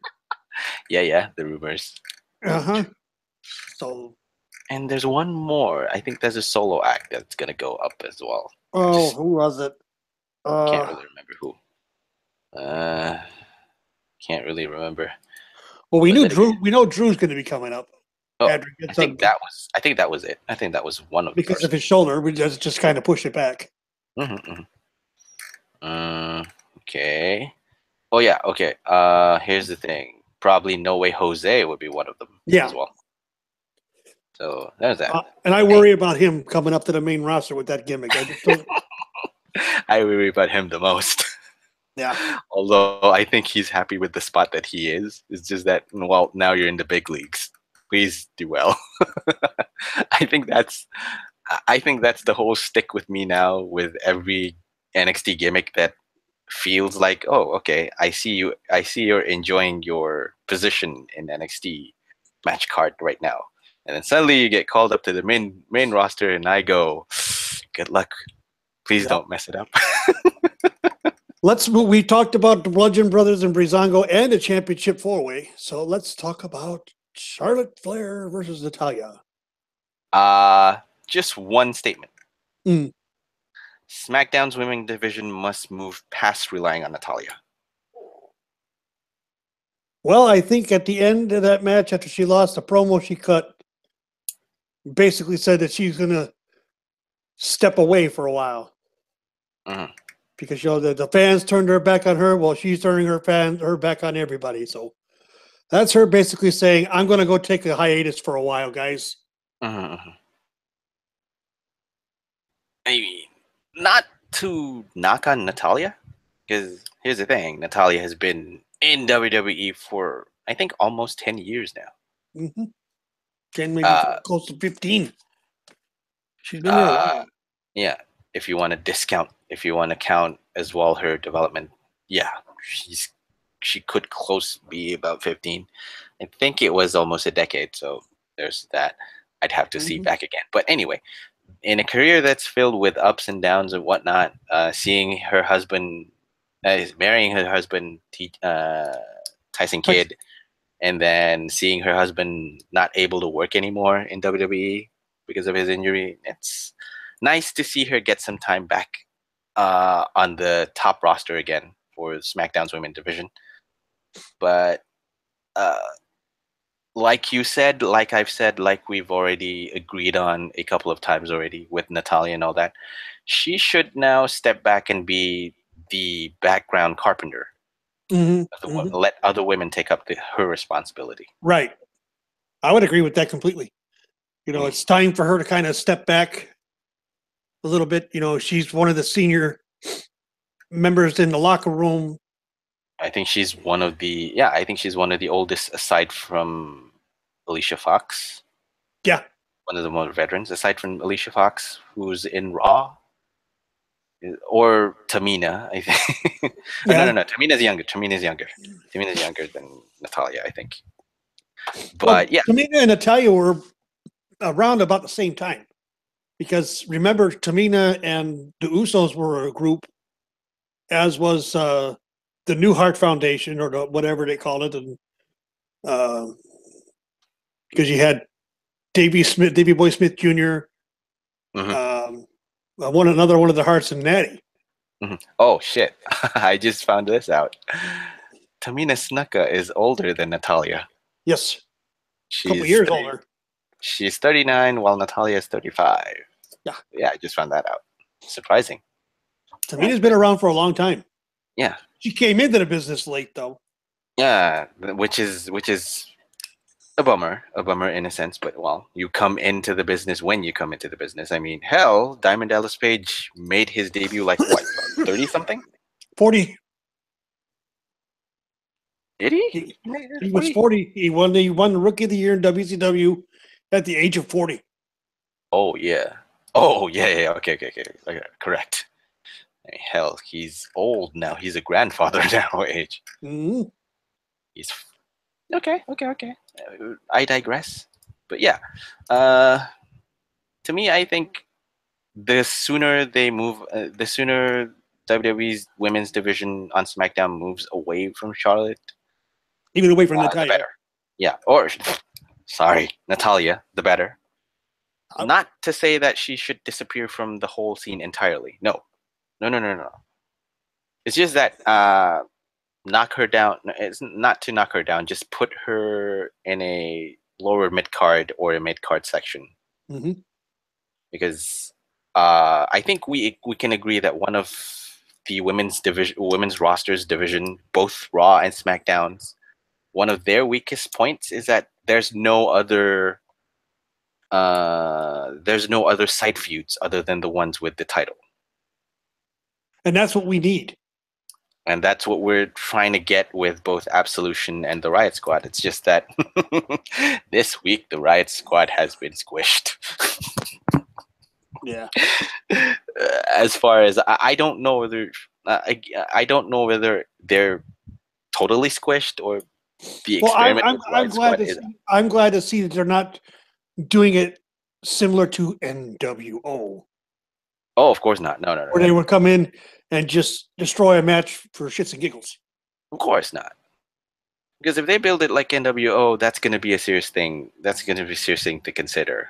Because the whole status quo will change if these new stables that came up about 3 weeks, close to a month ago, act like NWO, where they just crush the opposition. Mm-hmm. Which on one end of the coin is fine because it generates interest. On the other side of the coin, it just makes the whole other women's division look like a bunch of clowns. Yep. In the face of a new stable. So yeah. But I mean, one point. I mean, like I said, no, putting Natalia back down on the secondary side would create fresh new feuds. Maybe Yes. probably recreate the whole Riot Squad facing against probably even with Naomi or Becky Lynch. In a sense, while the champion deals with the Riot Squad, who knows? It's an experiment that needs to be worked out. Yeah. Because Right now, the women's division on both Raw and SmackDown have really no direction. Exactly. Especially what with Alexa Bliss breaking ground as what Raw women's division, Raw women's champions, the longest Raw women's champion, I think. If I'm not mistaken. If I am not mistaken, I believe you're correct. She made history on that one, and yet she's not featured on Raw. She only featured on, I think, on the tail end of the show where Stephanie McMahon comes out and just so. Yeah, but yes, both champions have no direction as of yet. Mm-hmm. Despite the whole pedigree of Alexa Bliss winning, Alexa Bliss creating history, on surpassing Charlotte Flair's reign on Raw back then, and Charlotte winning the whole title on good faith, on good grace, and on good good standing. I think. Mm-hmm. Say what you want about it, argue what you want against it. It's just that, well, she deserves it because, well, we just need to have a good buzz for her. And then suddenly we hear talk of what people saying that Charlotte should turn heel. Even her father said that I'd like to see Charlotte be a heel. Already seen that, to be honest. We've seen that. I'm liking this face run of Charlotte. I mean, yeah, it's it's out of the norm for a Flair to be a face, but hey, I think it's an organic thing. Rick did it. Yeah, Rick did it, and it worked. Why Charlotte can do it? Charlotte can do it. Was she comfortable with it at first? No, that's the thing. Now now she's more comfortable. Mm-hmm. Which I think shows that she developed it well. Yeah, over the last 2 years. Yeah, since she's been called up, she's improved. She's gotten better in the ring. She's not quite to her dad's level on the mic, but she's getting there. Because she, just because she says this on Talking Smack, everybody thinks it's because of her name. No, right now it's because of her work ethic. She goes out there and works. She goes out there and busts her ass. Can she sell? Yes, she can sell like a champ. She has a lot of the screaming and screaming in agony and pain that her father had. Oh God, you hear her get hit on certain ones. She's screaming out in pain. Selling. Agreed. So, but overall, that match between her and Natalya, yeah, I can agree. It was it was the bathroom break of the show for me. Correct. It was. I hate to say otherwise. I'd hate to say otherwise because, well, it is what it is. Because again, with the whole lumberjacks being out there, there's bound to be shenanigans, and shenanigans did happen. Yes, it did. And, well, for what it's worth, it did its job. For what it's worth, it did its job. For what it's worth, it created new buzz before this week's SmackDown came in and then just totally made me go, huh, what are you doing? But overall, back then, it was serviceable. It was average. It was serviceable. But the question is on that match, the Orton Nakamura Zayn Owens match Oh, okay. of the two referees. Which one of them is the heel? Is it Shane because he has this vendetta against Zayn and Owens, or is it Daniel Bryan for the fast count? I don't know. Because the thing that I see is that to be fair, the thing that I see is that Shane kind of sort of in a sense looks like he's evolving from being the fair and just ruler of SmackDown to being a cruel and emotional general manager of SmackDown. Because of his Daniel does make mention of Shane becoming his father. Mhm. We don't need another Mr. McMahon. Yep. Because of his vendetta with both Kevin Owens and Sami Zayn. Yeah. And Daniel Bryan, like you said, sees right through it. He sees that if this goes on, he looks like he's going to be the next Vince McMahon. Exactly. Not going to be Stephanie McMahon who's going to be the next Vince. It's going to be Shane who's going to be the next Vince if he goes further like that. Yeah, sure. So, I called that there was going to be shenanigans in that match when we were talking about it. Well, there are shenanigans. Daniel, in a joking kind of way, Daniel Bryan took his first bump ever since the injury and ever since he. Yeah, when he got knocked down by Kevin Owens on top of Shane, so he didn't actually hit the mat. Technically, he did. It's just that he didn't do a full flat back. It's just that. Right. He just tumbled. Yeah. But hey, I'm sure he had fun. He had fun doing the tumble. I'm sure he did. Yeah, but here's the thing. One is that Shane McMahon wants revenge. Shane McMahon wants vengeance or vendetta. Whichever one works better on Kevin Owens and Sami Zayn. And Bryan is trying to protect the two. Mm-hmm. Clearly, but who's the heel? Yeah, I mean, it hasn't been answered in Clash of Champions, unfortunately. Because the whole fast count looks like the whole fast count by Bryan looks like Bryan is turning heel, but no, Bryan stated on SmackDown that he wasn't doing that out of trying to protect Zayn and Owens. Is just that to protect Shane because Shane is just Shane stopped the count 1, 2 and stopped. Yeah, because he's abusing his power. So yeah. Yeah. The thing is, we haven't really seen an actual resolution to the conflict to see whether who's the heel and who's the face, because the line has been terribly blurred on this one. Mm-hmm. I can't even guess on who. Logic and pomp and circumstance dictate that Shane McMahon would turn heel. But it would be interesting to see Daniel Bryan turn heel. Yeah, he's been there once before. Mm. Way back when he was with AJ Lee. Mm-hmm. Number one. And him teaming up with two of the people that he knew so well back in the independent scene. Zayn and Owens.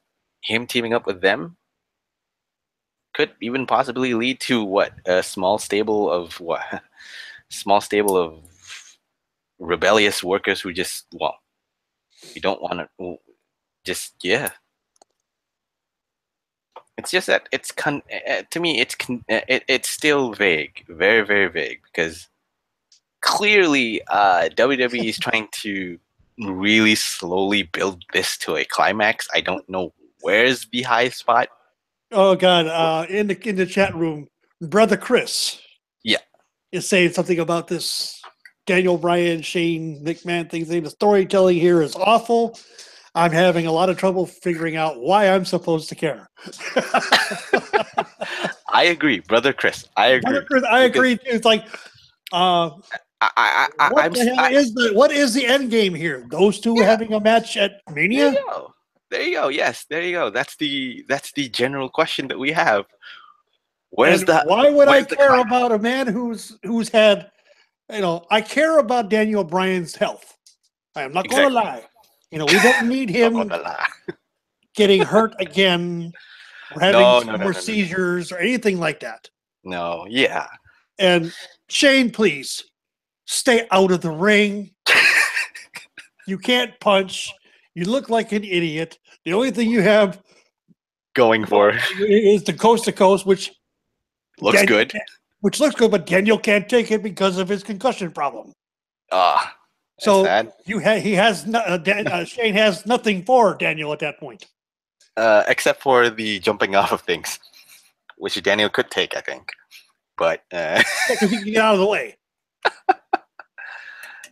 I mean, and yeah, true. Especially when the Clash of Champions match was meaningless. Chris is saying this. For the 4 guys actually wrestling. Okay, yeah. It did nothing for Kevin Owens. It did nothing for Sami Zayn. It did nothing for Nakamura. It did nothing for Orton. Only this was a match that happened to try to forward a story between Shane and Daniel Bryan. There you That's go. all it did. And Kevin And Owens. all it's done is create more confusion in the end. My biggest question: why are you calling him Daniel Bryan Danielson? Brother Chris, I need answers. I can tell you why. Why? Okay, go ahead. His work name or his name in the ring is Daniel Bryan. His shoot name is Bryan Danielson. I know. I mean, it's a whole messy affair that I don't know the resolution to it yet. I fail to see where the climax is for the story here. Who's gonna turn heel? Who's gonna turn face? I mean, again, like I said, logic dictates that Shane will turn heel. Shane should turn heel. It could be an interesting take if Daniel Bryan turns heel. It's just this story point is slowly turning to a point where I'm slowly saying that I may not care about the whole storyline about these two at all, unless there's some sort of resolution coming. So, but what is the end game, and why should we care? Know. That's the biggest question. I don't know. Are they doing something for Royal Rumble? Are they doing something for WrestleMania? That's the biggest issue that I have with this storyline. It's an interesting storyline, no doubt. It's just that it's confusing. Yeah, very confusing. Yeah, and yeah, okay. I'll agree on this. I'll agree on this to a point. Authority feuds don't work anymore because no one goes over the McMahons anymore. Correct. Correct. And yes, no one ever goes over Steph, well, with the exception of Roman Reigns, who he speared. Yeah. And she looked like she just got laid afterwards.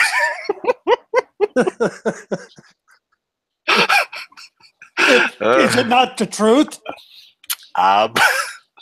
We've all seen that gif. We've all seen it. She's laying there with this sated look on her face, like, yeah, I just took a spear from Roman.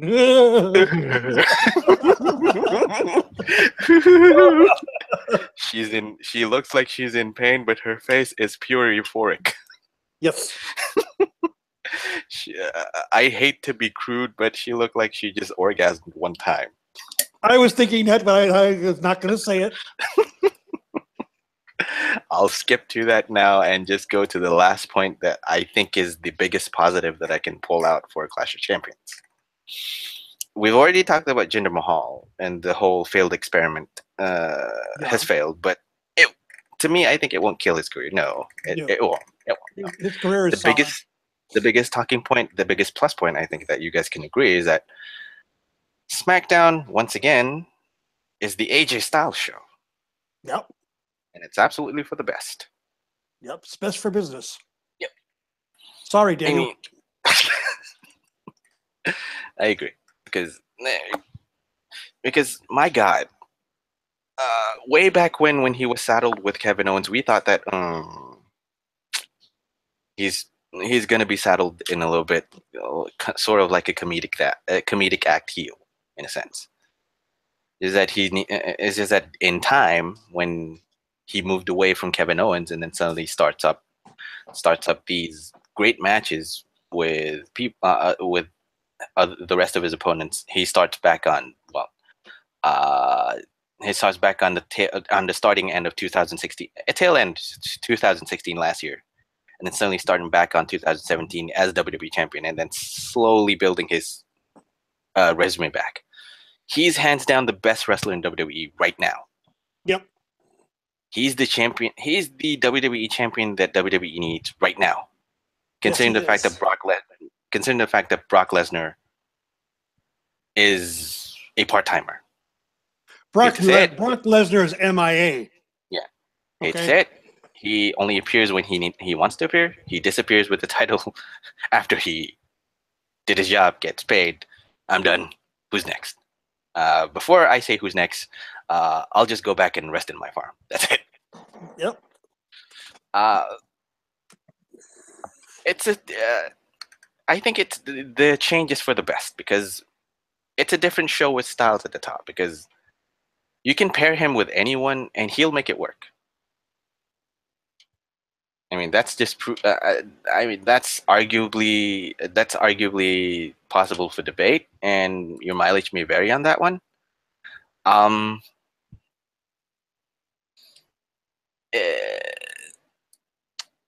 It's just that I feel that the moment that you put AJ Styles on the top tier of SmackDown, he'll make it better. Currently, no one's clearly in line to feud with. Clearly, no one is in line to clearly fight against AJ Styles currently, because he's just finished. He's just cleaned his hands off from Jinder Mahal from Clash of Champions. Hasn't really seen any sort of credible threat coming in to face AJ Styles yet. But I think in a sense that SmackDown could go with anyone, and AJ Styles would make it work. Most definitely. I mean, hell, he made it work with even Brock Lesnar for that matter. So I'd say yeah. On a less than important note, SmackDown has to make themselves a little bit different from Raw, and it should begin with Styles headlining the show with quality matches. He's the champ. He should prove himself that he's a champ. He should elevate the title that he has up. Yeah. Because back then, remember, back then when he was United States champion, he had made open challenges. Of course, okay, arguably John Cena started it first. But okay. Other than the fact that when John Cena dropped the belt to AJ Styles continued the tradition, and he made it seem that like that's the belt that you should fight for. The US title belt should be the belt that you should fight for. Well, I agree with that. That's the belt that should launch you into the main title scene. Uh-huh. You know, just like the IC belt. Uh-huh. Should be the one on Raw that moves you up. That title elevates you to number one contender for the Universal title. Exactly. Like both of those titles did in their past. Yeah. And that's me being That's me being a traditionalist. Uh-huh. Yeah, of course. And to me, on a more radical point, everyone on SmackDown Live, every male wrestler on the SmackDown roster should take notice. From Kevin Owens, from Zayn, to Rusev, to Mojo Rawley even. Everyone should be considered a potential challenger. Sans Jinder Mahal, because, well, obviously Jinder Mahal is already out. So that's out. But everyone else should be considered a potential challenger, because AJ Styles will be able to make them look like $1,000,000. Quite literally. He is once more the measuring stick for the whole brand to step up and prove themselves. And, well, that's my opinion anyway. I would He's love to the see a guy to be. match. I would love to see a match between him and Nakamura. Oh, of course. Oh Yeah. my God. That would be a holy shit moment, a holy shit match. Yeah. I mean, that's correct, because I think that's the biggest thing, the biggest fantasy booking, probably even biggest logical booking that you can make with AJ Styles. If or should he be able to keep the belt, carrying it up to probably Royal Rumble or probably WrestleMania for that way. And yes, I agree. Repeat the Wrestle Kingdom 10 match. Print money with it. Yeah, agree. Wrestle Kingdom 10. Yeah. AJ Styles face. AJ Styles and Nakamura face each other then? Yep. That I did not know. You should watch it. I'm going to have to go look it up. Uh-huh. I got to look that up. I got to Google that. Yep. You should. I agree. I agree. Say hello to Miss Jen for me if she's listening. But hey, I think that change was for the better. Everyone did not. Oh, this somebody by the name of has a handle BBW brought up AJ Styles, Bobby Roode. They did that at TNA. That was a good match too. Yep. I mean, that's my point. Put AJ Styles up on the top tier list of the wrestler of a wrestler that you should put the title belt on. Yeah. Make him the main point of the show. Make him the main attraction of the show. Make him show up every single time. And everyone else would look like $1,000,000, because everyone else who you put pit up against AJ Styles, you'd have a good match. You have a good match. Because I would agree. Because that by now that AJ Styles can, well, milk a stone for what it's worth, or wrestle a broom and make the broom look good. Yep. If he can make Jinder Mahal look good, he can make anybody look good. Oh hell yes, of course. Oh hell, he made Brock look good at Survivor Series. Brock, he made Brock look good, and both of them look stronger coming out from it, anyways. Yeah, and with AJ Styles. Styles got Brock to do something that he hardly ever does. He got Brock to sell. Yep, he really does. Number Brock one, sold the leg at the even after the match was over. He sold the leg. Yep, and even Paul Heyman was really complimentary about that post match. Yes. So, for Paul Heyman to say something like that. Now, there's a guy that's he knows his wrestling history just like Triple H does. Yep, of course. For him to say something like that, that is something. That's not scripted. That's him being him. And I think, and it's hard to argue with anybody else if they're gonna say that I'm gonna put AJ Styles on the top of my list as one of the best wrestlers that I have in 2017. It's hard to argue against that. Well, and even though he was at times in booking limbo. And yes, Ambrose Alley, if you're listening, AJ Styles can make a pencil look good. Yes, he can.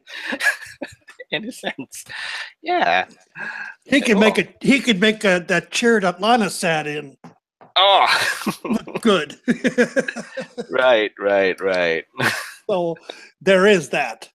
Well, I'd hate to bring the whole show down on a little bit of a teeny tiny bit of a downer, a little bit, because I'm just gonna touch on one very, very jarring fact. We may have to watch Kane wrestle Braun Strowman wrestle Brock Lesnar. Again. Well, that's 3/4 of beef on beef, beef versus beef versus beef versus beef. Where we had like 1,200 and almost 1,300 pounds of beef in that ring. Yeah, not as much as the whole Grande Cojone de Fuego kind of beef, but I digress. I digress on that one. Yes, we don't say the name. But I don't know. Should I be interested in watching Kane and Braun Strowman wrestle against Brock Lesnar? Who's gonna go in? Who's gonna wind up in the garbage truck? It's a question. Who's gonna wind up in a garbage truck? Yeah. Braun Strowman again. If the garbage truck is introduced back again, because here's the thing: if that's the path that they're going, Kane versus Braun Strowman versus Brock Lesnar, you know who's gonna take the pin.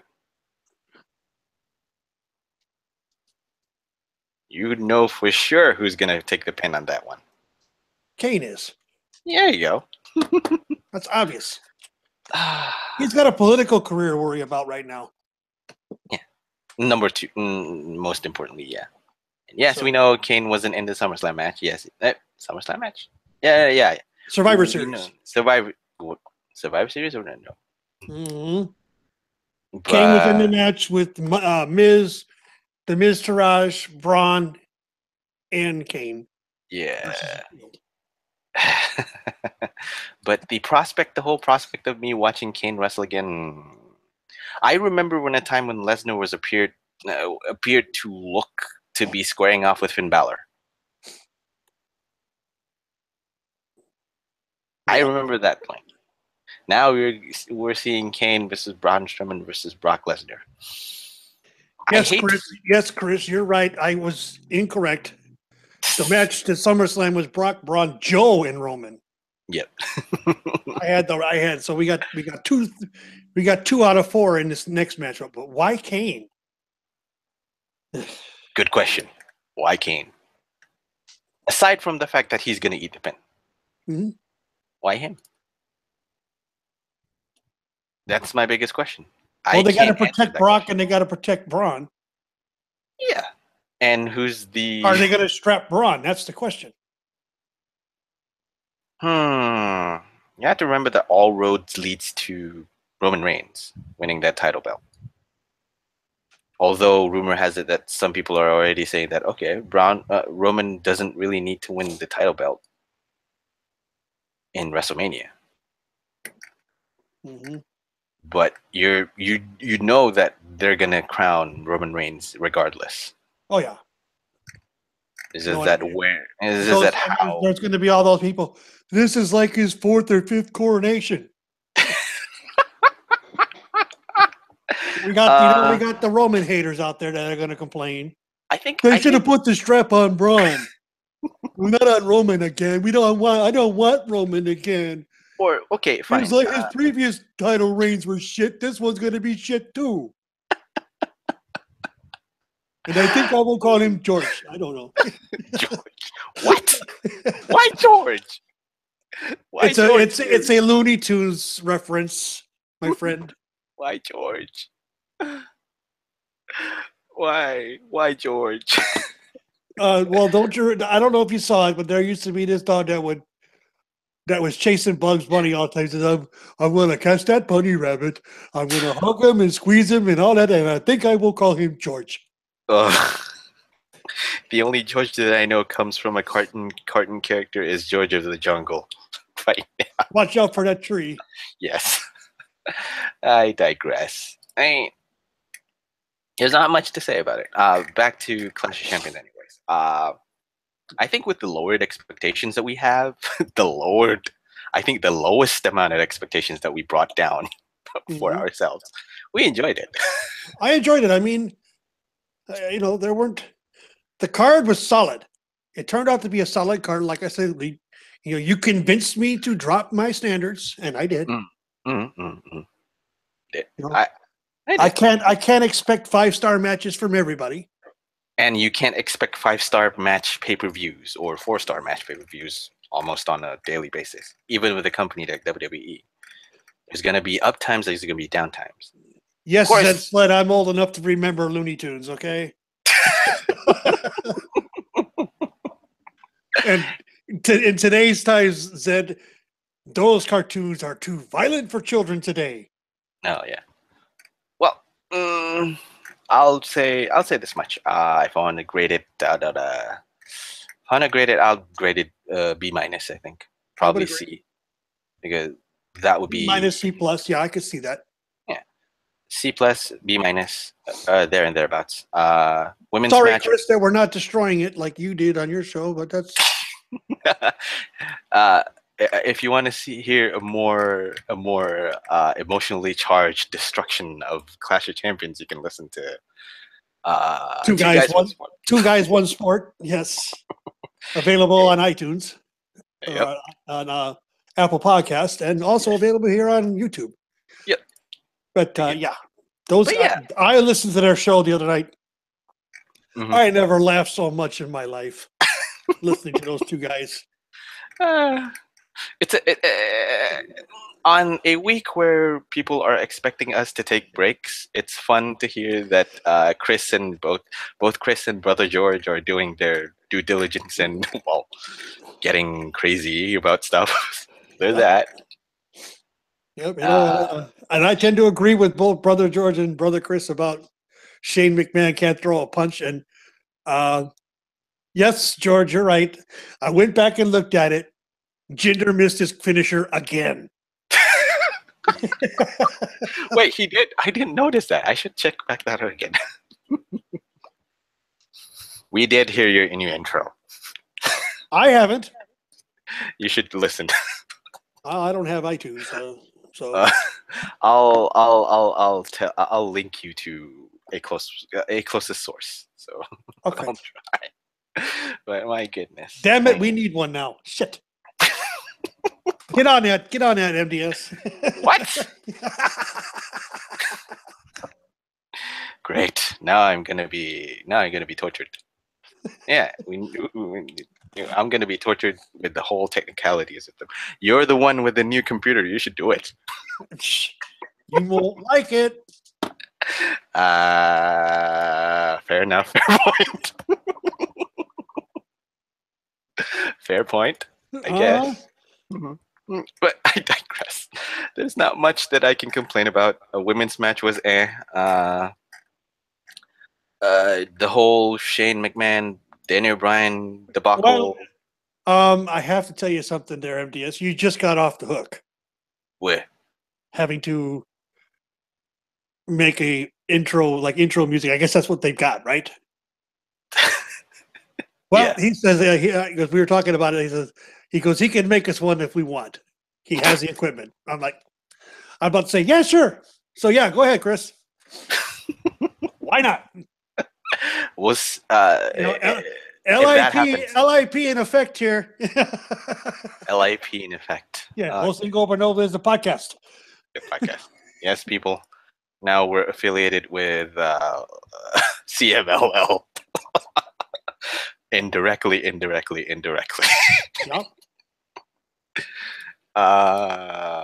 Well, at least we'll leave you guys on a positive note. Number one, Taker, we recently had some good news, correct? About WWE and press tags? Not even though it's just Conditional, yes. conditional. Mhm. Let's see, when was it? It was like 2-3 months ago, I think. Or Yeah, I sent a letter off and 2-3 months ago, right? Correct. for Mania, and we're under consideration at least. Somehow we're under consideration. I don't know how. I don't either. But I'll tell you what, that happens. That's a free pass. Number one, that's a free pass, and number two, you guys might see Mr. Dr. Senju in the States again, doing stuff. I'd have to think about flight. Yeah, long flight. Long flight. One of those forever flights. Yeah, one of those. Still forever flights. Yeah, because you'd be flying from what, Narita to either San Francisco or Los Angeles. Yeah, closest to get to New Orleans. So then you'd have to get another one. Yeah. Mhm. So yeah, it's just one ocean jump, something like that, I think, and then And that's a another. 13-hour flight, if I'm not mistaken. Yeah, And I you're think so. chasing the sun all day. You're chasing the sun all day. I'm gonna chase the sun and set the whole thing. But well, again, if we're moved from under consideration to yeah, you can come. We'll give you press passes. That will be a shock to even me, I think. I'm not holding my breath. Yeah, me neither. But it would be Mhm. it would be crazy if we actually get that. Yep.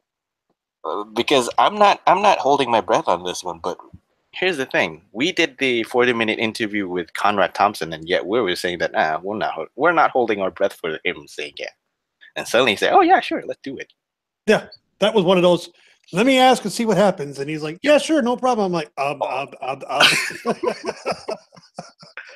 I think that would be I think that would be our burgeoning moment of the year. I think that would be is him saying yes and okay. Now what do we do? And then it's just the whole thing of okay, let's set this up. Let's set this up. Let's set this up. Yep. But man, if we actually get it, Yeah. Be cool as hell. it'll be cool. Yep. And then we can hang out. Yeah, and everybody would be jealous as hell. I doubt that, but oh sure. Yay! Congratulations, guys. God damn it, you guys got the first. Muttering under their breath. Yes, Chris. Yes, brother Chris. If we were moved from being under consideration to actually going to WrestleMania as a press with the press ticket, whatnot, I'll definitely visit New York. I'll definitely visit New York if I have the time. Number one, that would be one of the probably surprising, probably discrediting news. I'll give my confirmed news anyway. Brother George and Brother Chris is already gonna watch it on the streaming services that they have, while I will be going on January 4th to the Tokyo Dome to watch Wrestle Kingdom 12. So Yes, yeah, you are. And if any other show asks you to come in and talk about it, what's your answer? Taker says no. I'll have to do Nobody my can show have first. it. Has to come on. It has to come through here first. Yes. And yeah, I agree. I agree, Chris. You're gonna take me to some actual pizza. Yes. No, Chicago pizza's better. Dome show, baby. Yes. Yeah, Dome show, baby. Chicago pizza is better. I don't know. I don't tell me these things about pizza. I only know pizza. I don't know about Chicago pizza and New York pizza. No. I've left I've left there for about what a decade, I think. I don't know, more than more than 2 decades. I'm a gaijin in Japan. I don't know stuff about this. Don't get out. Chicago casserole is not pizza. Oh, really, Chris? We'll have to have this discussion next week. Next week. Next week. Jeez Louise. Yes. We need to start wrapping this up. Okay. Let's start wrapping this up quickly. Yes. Since Taker has already touched on that, we are gonna have a special 120-hour episode of Shootin' the Breeze. It's gonna be about. I'm expecting it to be about 3-4 hours. That's for sure. Because we have our first annual, I should say. First annual Golden Bullet Awards. Yeah, first annual Golden Bullet Awards. And people, you're asking me why Golden Bullet? Well, let's see. Either you get a bullet, you're a bullet going up or a bullet going down. Yeah. There is no in between. It's either you shot straight to the top or you shot straight to the bottom. And gold, well, everybody loves gold. Yes. Gold is so pretty. Sure. Sure. And yes, Shiny like I things. said, yeah, okay, shiny things, sure. We're gonna set off all our best moments. Basically, we're going to give out awards for a lot of categories, like best and worst women's wrestler, best and worst men's wrestler, men's unsung hero, etc. Just to name a few. And of course, like I said, we're going to do a 120-hour show. Just kidding, because of the number of people that we're inviting. For sure, we are already inviting brother Chris and brother George, or Curtain Jerker, from Two Guys One Sport, as well as Fizzy's Wacky World of Wrestling's William Fitzpatrick, or 14 Fitzpatrick, as well as Don Sal Guzmano. All six people of the all six people of the original LIP are going to do this. Yes. Craziness abound. Shenanigans are going to come. We're going to be crazy. We're going to try to maintain order. We're going to try and maintain order, of course. All people will have a right to say stuff and nonsense, whatnot, about what their picks. So yeah, we're going to have fun. We're going to try and enjoy ourselves. And that show will be starting an hour early. So instead of 11 o'clock Eastern time, 11 a.m. Eastern time on Saturday, it'll be 10 a.m. Eastern time. Yeah. So please, check it out. We're going to go up on 30th of December, which is surely close to to 31st. Chris, Robert's rules will apply, of course. Of course. But yes, like I said, like Taker said, this has been episode 25. I mean, right. We would like to thank everybody in the chat today. There's been several. Yeah. Once Chris came in there, it really got active. Thank you, Chris. Thank you to I'll just make a quick shout out. Thank you to Zetslet, thank you to BBW, thank you to Ambrose Alley, as well as Legends Lover. I think if she's in there, I think she's not in there. She's talking through me today. Oh, okay. So yeah, thank you to all of you who are in the chat room. You guys have been fun. Please remember to subscribe, like, and comment. And comment. Yeah. Okay. And then give us other topics to talk about. Of course. Yes. Of course. We also need to do our shameless plugs of the week. Yep. Let's do the shameless plugs. We're gonna start with the affiliated cage side seat sites. We now have the Bitter Boys Club with Brent Brookhouse and All Ego Ethan Page. They're still new. I think they're still new to the cage side seats sites. They're not as new as much outside from it. They just entered the wrestling blog. Please have a listen to them. They already had a new episode with them and Macaulay Culkin. Yes, the young kid who played Kevin McAllister in Home Alone. Always a good Christmas love that movie. Love that movie. Absolutely love that movie. Okay. Of course, and then there's Not Your Demographic with Stunning Stella and Enigma Aaron, as well as Keeping Up with the Kayfabe featuring Mark Riley, Jody May Esquire, and Jack King. Of course, those three, and of course, there's one more that we did not forget, Rudo Radio, as well as Cage Side Speaks, which will happen almost every time a pay-per-view finishes.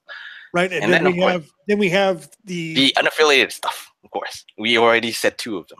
Two Guys One Sport, featuring Crazy Chris Colgan and George Curtain Jerker Atsaves. These guys are intelligent. They're insane.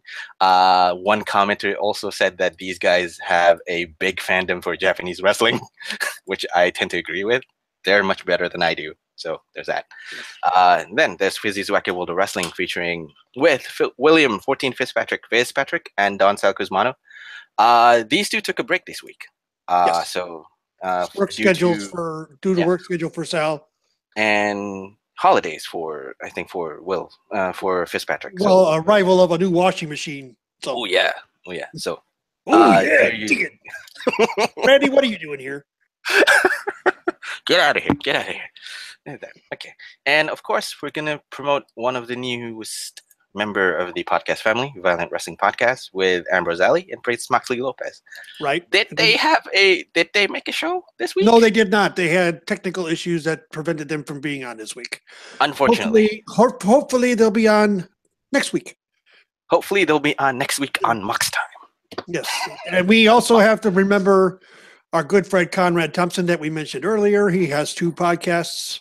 One drops on Fridays, and that's Something to Wrestle. That's him and Bruce Pritchard, a.k.a. Brother Love, a.k.a. Dr. Bruce Pritchard. And he also has What Happened When, and that's with Tony Schiavone. And I think that drops on Tuesdays. I'm not exactly sure. Tuesdays, I think, if I remember correctly. So that's on the MLW network. Yep. Well, Conrad, we're plugging you up like always. You're a great guy. You're a great friend of the show. We all, I myself am hoping everybody has a great holiday season, Christmas, Kwanzaa, whatever you celebrate. Yeah. I can't forget Hanukkah either. No. Equal opportunity here. Of course, equal opportunity. As well as Yule. Don't forget Yule. Yeah, Yule. Happy Yule to those. To those who celebrate Yule, of course. Yes. And yeah. This has been episode 25 of Shootin' the Breeze. Let's take a stab at the Christmas dinner. I think we took a stab at Christmas dinner. It's just that we did mincemeat out of it. Yep. I can't say it's much better. We ran it through the food processor. Mincemeat out of chicken dinner. Yep. Christmas dinner, sure. Well, big surprise. And big surprise again. Over here in Japan, we don't have Christmas turkey. We just have KFC and roast beef. That's it. Yeah, you were telling me people line up to order KFC for their Christmas dinner? You'd be surprised. Oh, You'd be surprised. Okay. People are lining up. But anyway, I digress on that one. All right, guys. This has been episode 25. It's in the books. Glad we made it this far. Glad we made it this far. Yes. 6 months. It is. It's been 6 months. How time flies when we're doing something that we like. Yep. All right, guys. I will say goodbye now. You have a great holiday season, and we'll see you next week, 1 hour earlier. That's at 10 a.m. Eastern, 9 a.m. Central. Yep. And of course, Merry Christmas, Happy Hanukkah, Happy Kwanzaa, Merry Yules. Celebrate the season how you wish. Hope you have a Merry Christmas and a Happy New Year. Of course, we're going to see you before the New Year. So of course. Do that. But I digress. Okay. For TakersMinion, I am Mr. Dr. Senju. Bye. See you later.